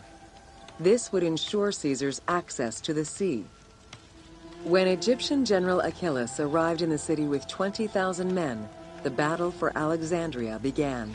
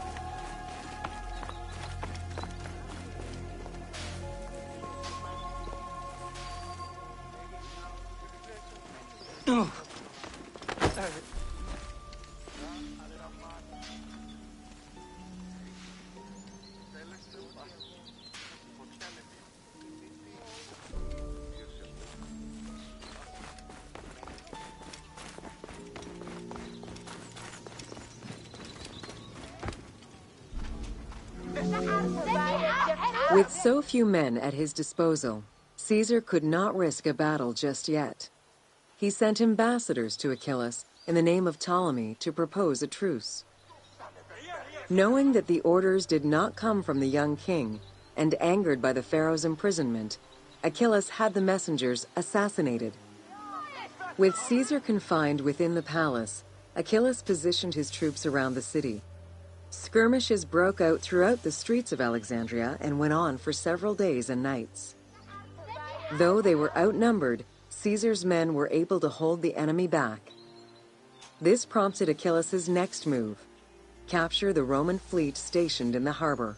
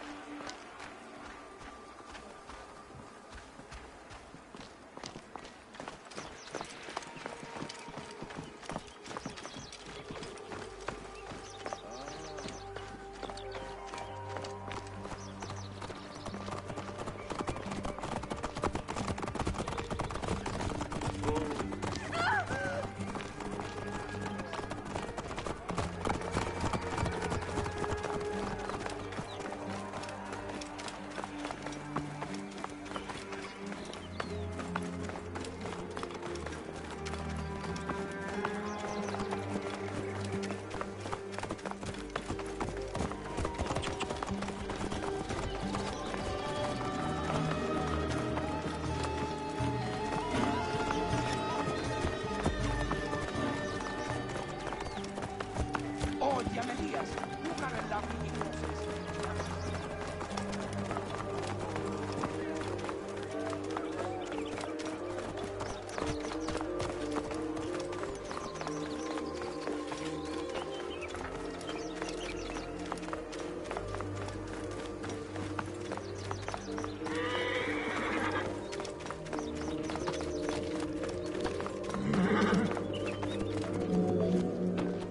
Although the palace offered protection, losing the port meant the end of help and supplies.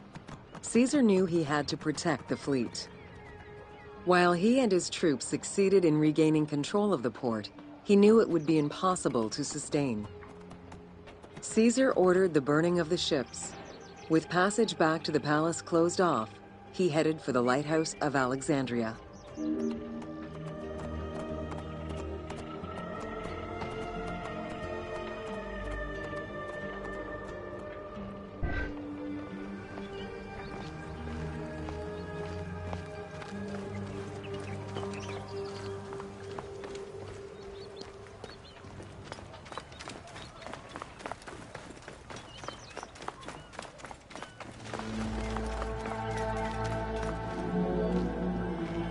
Fighting their way through the Egyptian troops, Caesar and his men eventually reached Pharos Island. There, they took refuge within the lighthouse. With easy access to the open sea, Caesar was able to send messages to his allies requesting reinforcements and more supplies. The island fort also allowed him to control access to the harbor by relying on the chains used by the Egyptians to control ship traffic to and from Alexandria's docks.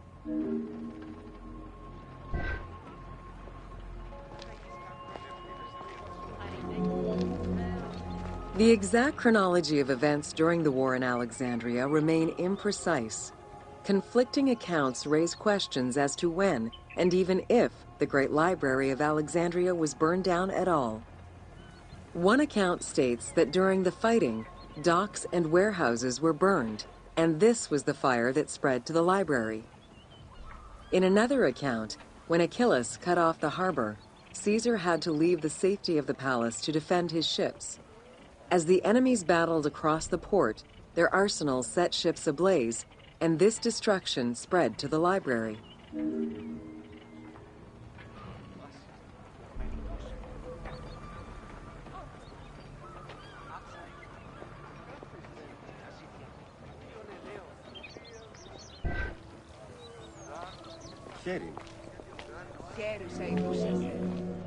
In either case, the Great Library was not completely destroyed.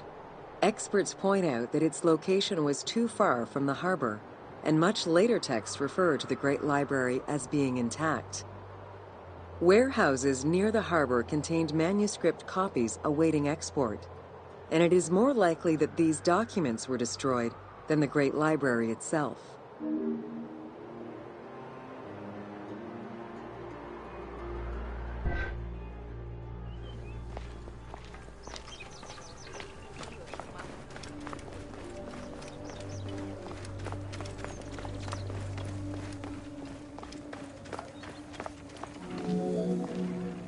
The destruction of the Great Library may have been due to a number of fires over the ages. Its end was probably closer to the 4th century CE, when the Christian Emperor Theodosius I ordered the closure of all pagan temples. While some documents survived after being moved away, it remains unclear just what knowledge may have been lost.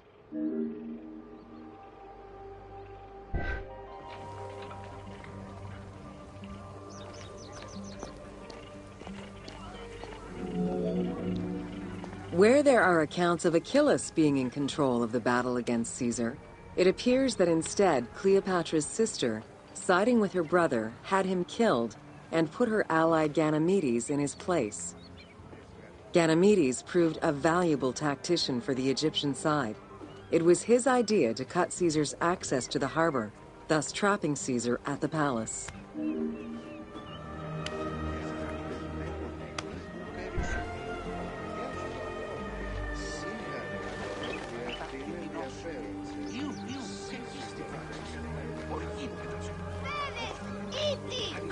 Ο νόμεν πάντων επεγράφει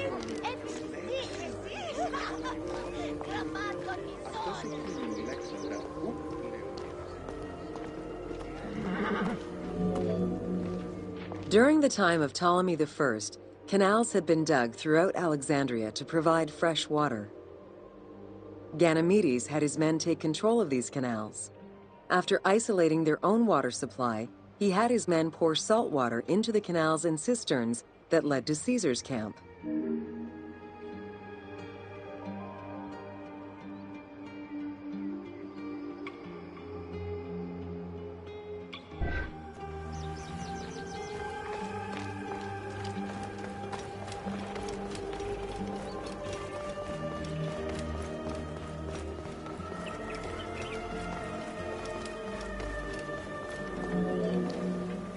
Panic erupted in Caesar's men.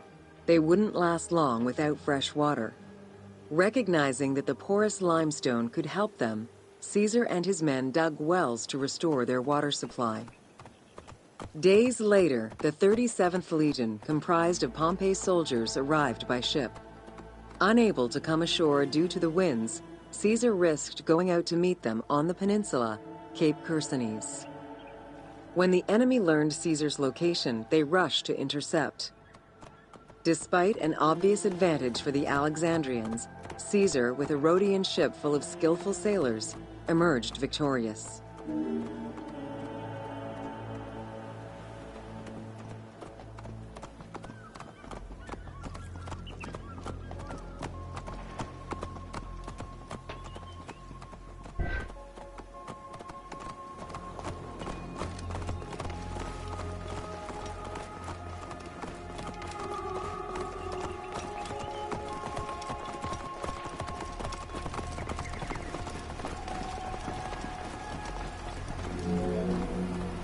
With help from the Allied ships, Caesar's victory enabled him to push the Egyptians back and secure the lighthouse.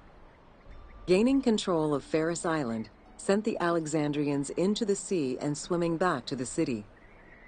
However, Caesar's fortification of the island didn't last long. The enemy regrouped and were set to storm the island. Panic-stricken, in spite of Caesar's encouragement, many of his men then fled their posts, either by ship or jumping into the sea.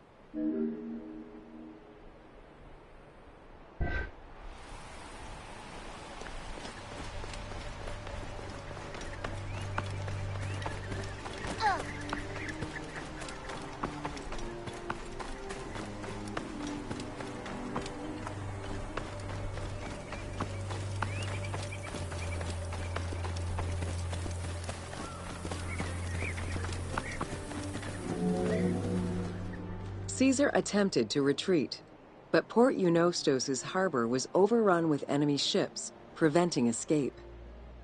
Reportedly, Caesar gathered his papers and leapt overboard in an attempt to swim to an Allied ship farther out.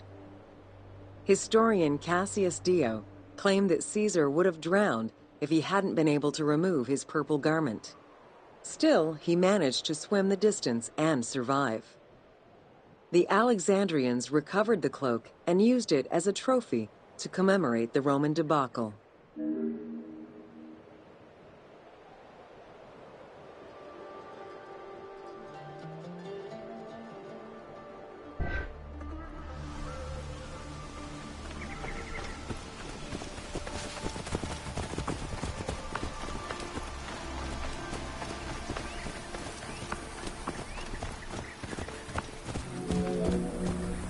Unhappy with Ganymedes and wanting their king restored, the Alexandrians approached Caesar with a compromise.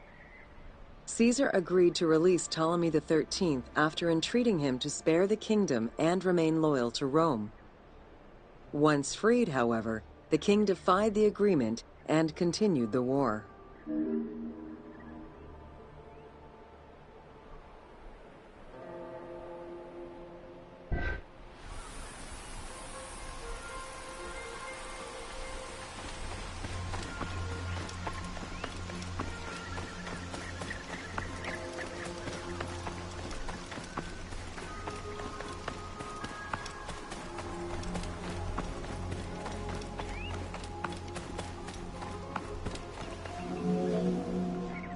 By this time, a faithful ally of Caesar's, Mithridates, arrived in Egypt, clashing with Ptolemy's troops at Pelusium.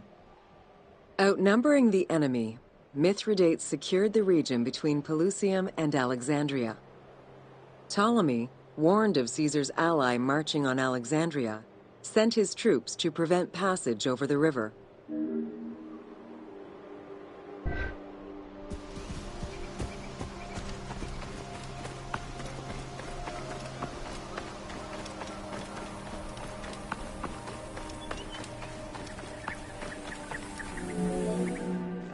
Mithridates warned Caesar in time, and the two groups confronted the armies of Ptolemy in the Delta. In the Battle of the Nile, the Romans gained the upper hand, sending the Egyptians fleeing. In the tumult and panic, King Ptolemy XIII drowned in the Nile.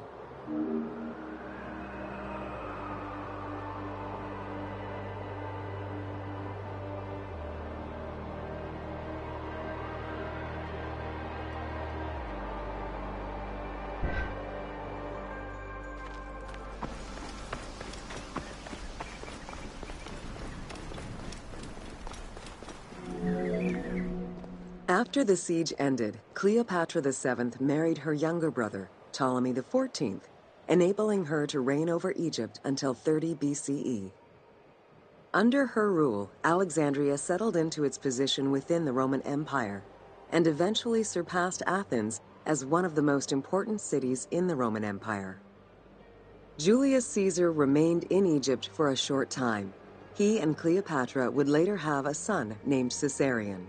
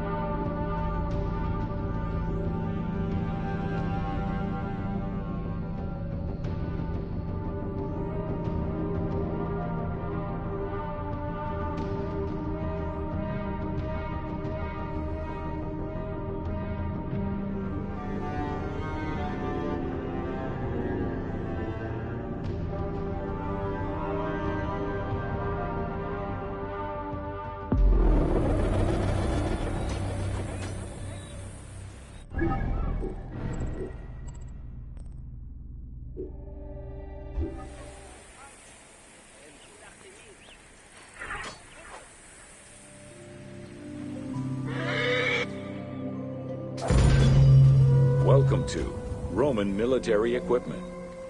The strength of Rome was directly dependent on its military supremacy and fundamentally militaristic society.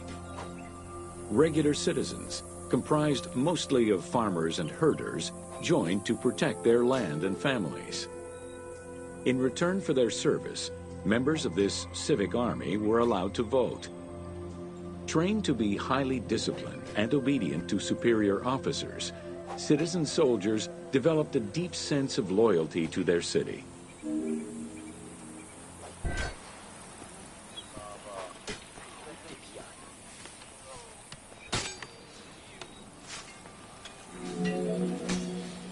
The quality of the armor of a Roman foot soldier was intrinsically linked to his social status and wealth. Chainmail was the most commonly used type of armor. Scale armor, made famous in today's media, came into use after Caesar's time. Foot soldiers carried large and oblong shields, while the cavalry used smaller ones of Greek origin. Soldiers were expected to carry their own kit, including the tools required for the construction of forts and tents.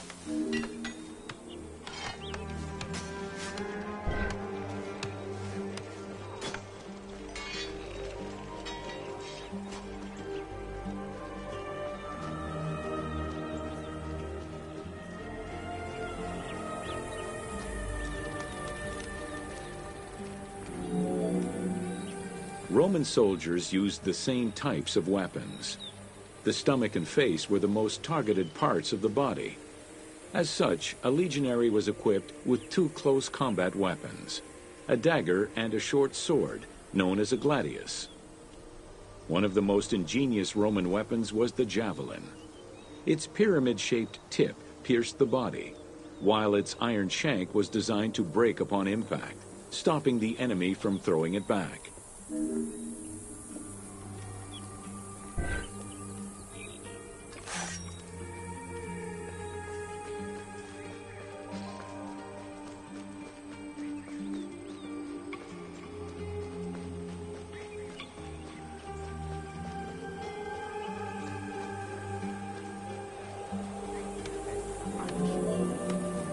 During their conquests, the Romans regularly transformed enemy technologies to add to their own formidable arsenal. After capturing a Carthaginian vessel, the Romans adopted its better features and constructed a superior fleet of ships. Adapting heavy artillery designs from Greek models aided the Romans in building catapults and ballistae. The latter became an iconic symbol of Roman warfare.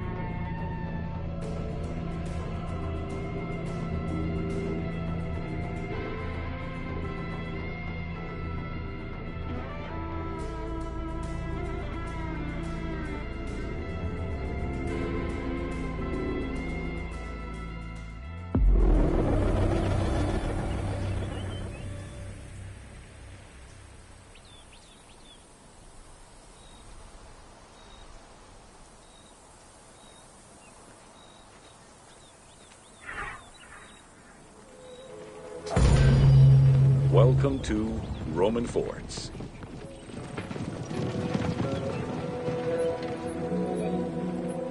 The size of a Roman military camp, known as a castrum, varied significantly depending on how many soldiers it needed to accommodate. However, they all shared common characteristics in design and construction, such as this fort before you, located in Cape Chersonesos.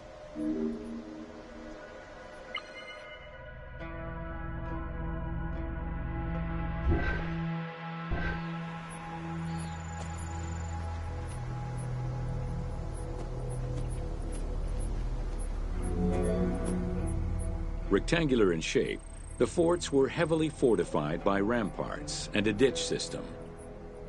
The walls were reinforced with parapets, essentially an extension at the roofline which allowed a protective barrier for patrolling soldiers. Depending on the availability of materials, some forts were built with stone, timbers, stacked turf, and particularly in the eastern part of the empire, baked brick.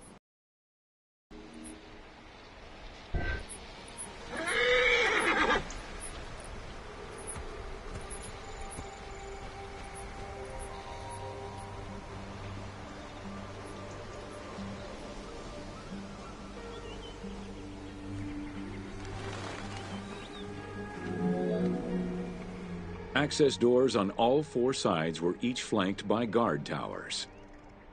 The commanding officer was positioned in the middle of the camp, giving him a clear view of the troops and the main gate.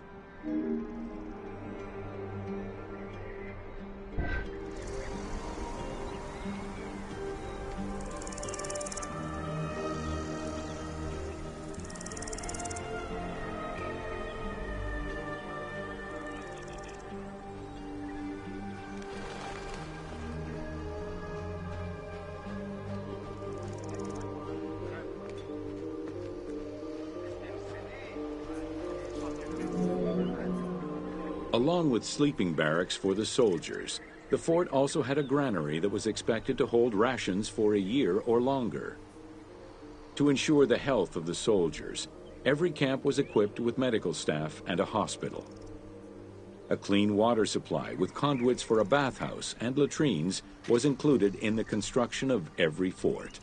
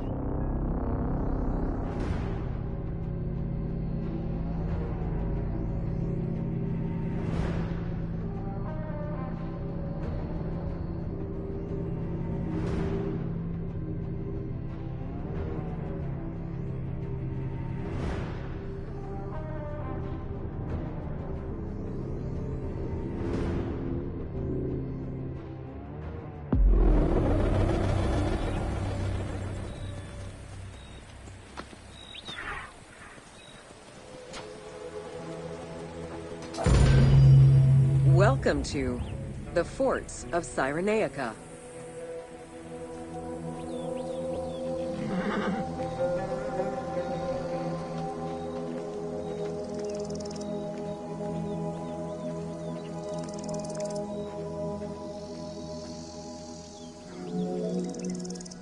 Cyrenaica was a Libyan region under Roman control, gifted to Rome by one of Cleopatra's ancestors. The remains and foundations of ancient fortifications were discovered in the 19th century in the southwest of Cyrenaica, as well as a Roman garrison dating back to the 1st century CE. Evidence shows that these forts were of Libyan origin, rebuilt and modified by Roman engineers when Cyrenaica was part of the empire.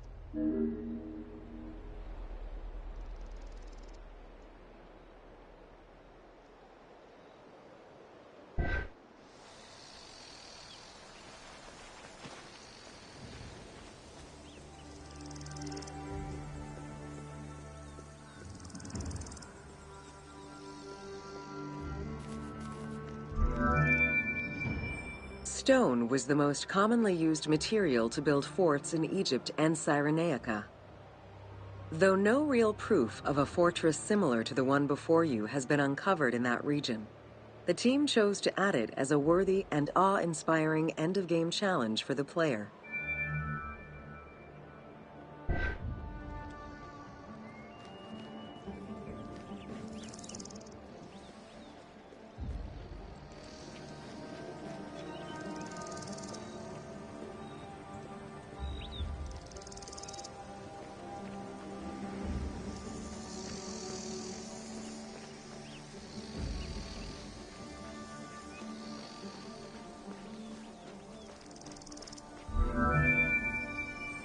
The forts of Cyrenaica were intended to prevent invaders from gaining access to the main route that led to the country's 5 most important cities. These forts were built close to coastal plains and deserts for added defense. 3 of these cities were recreated by the team: Balagrae, Apollonia, and Cyrene. Had it existed, the fort before you would have protected the road leading to Balagrae.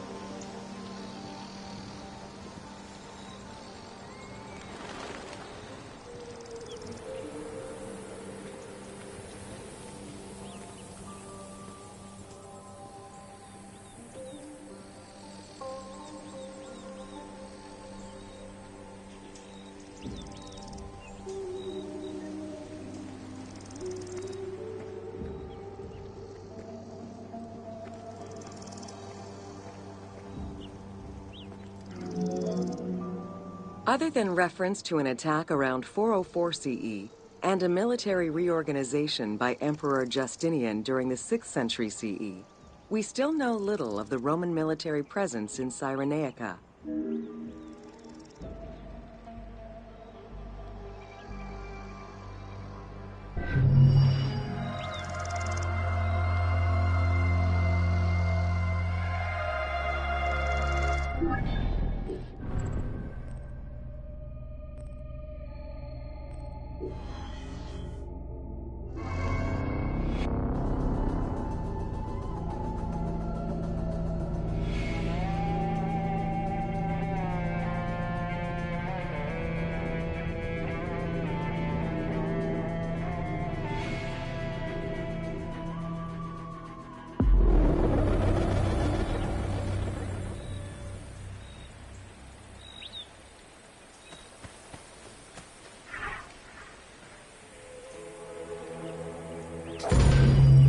Welcome to Crucifixion.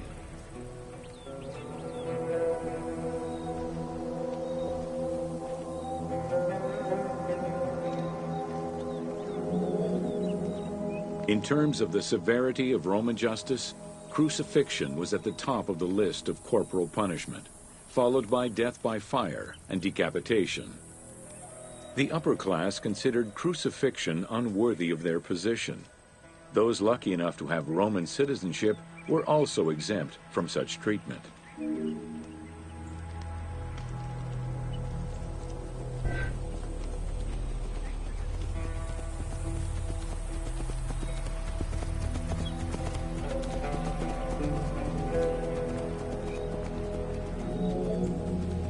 Easily accessible, crucifixions were popular entertainment among the citizenry.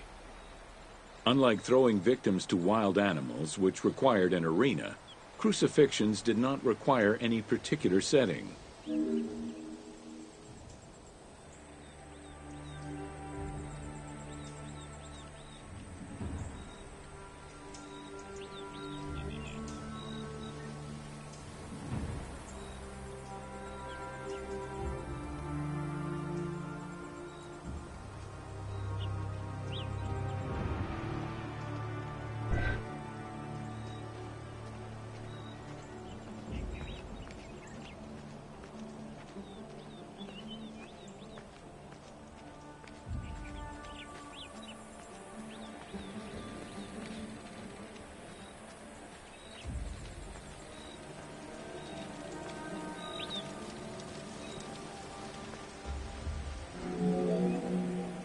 Those subjected to crucifixion were almost always slaves, traitors, and lower-class citizens.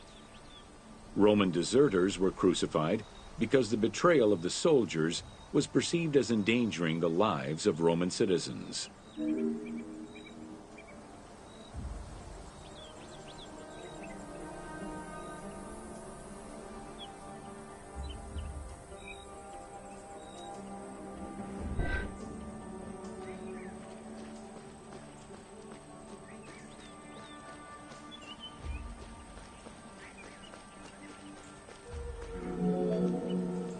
In 71 BCE, a major slave uprising in Italia was repressed by the Roman army. This resulted in the crucifixion of 6,000 men, including their leader, a slave and former gladiator known as Spartacus.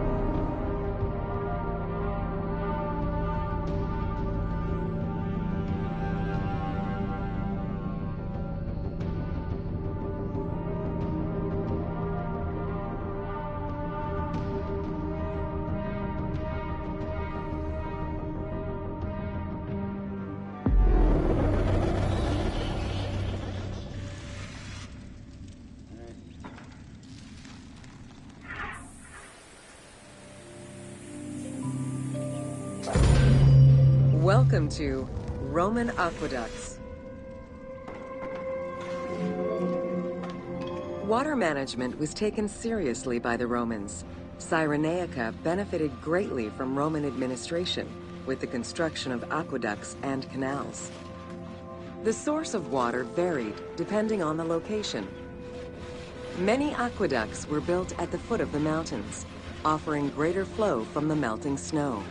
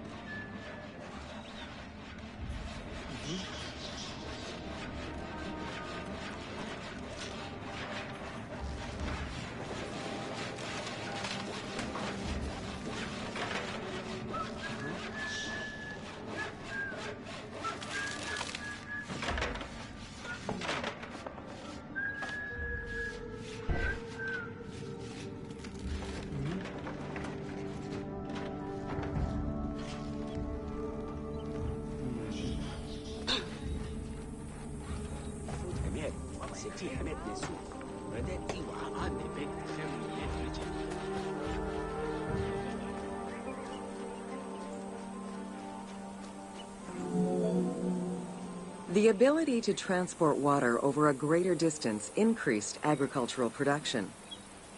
Some aqueducts were reported to be over 7 kilometers in length.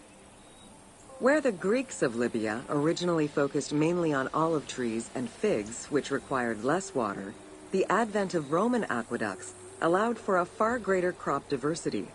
Every farm's water use was carefully scheduled.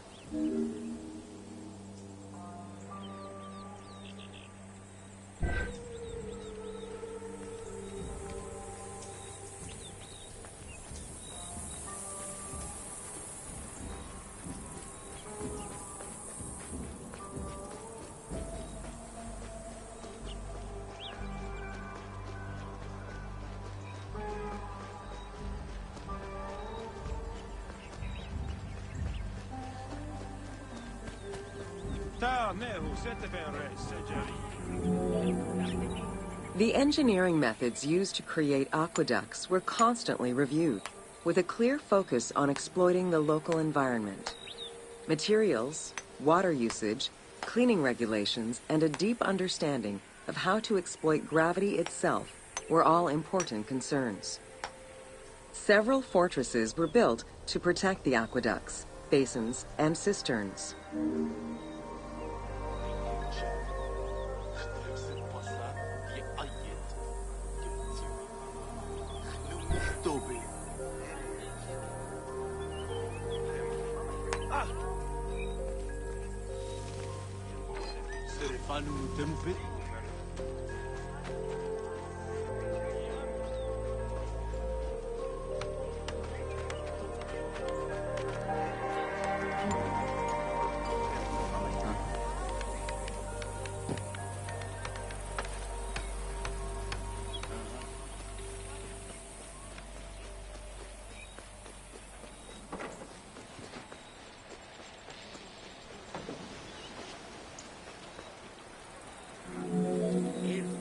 Additional water was collected with wells and cisterns, but aqueducts were the main supply of fresh water. The water was distributed based on the collective needs of the city before the private needs of an individual.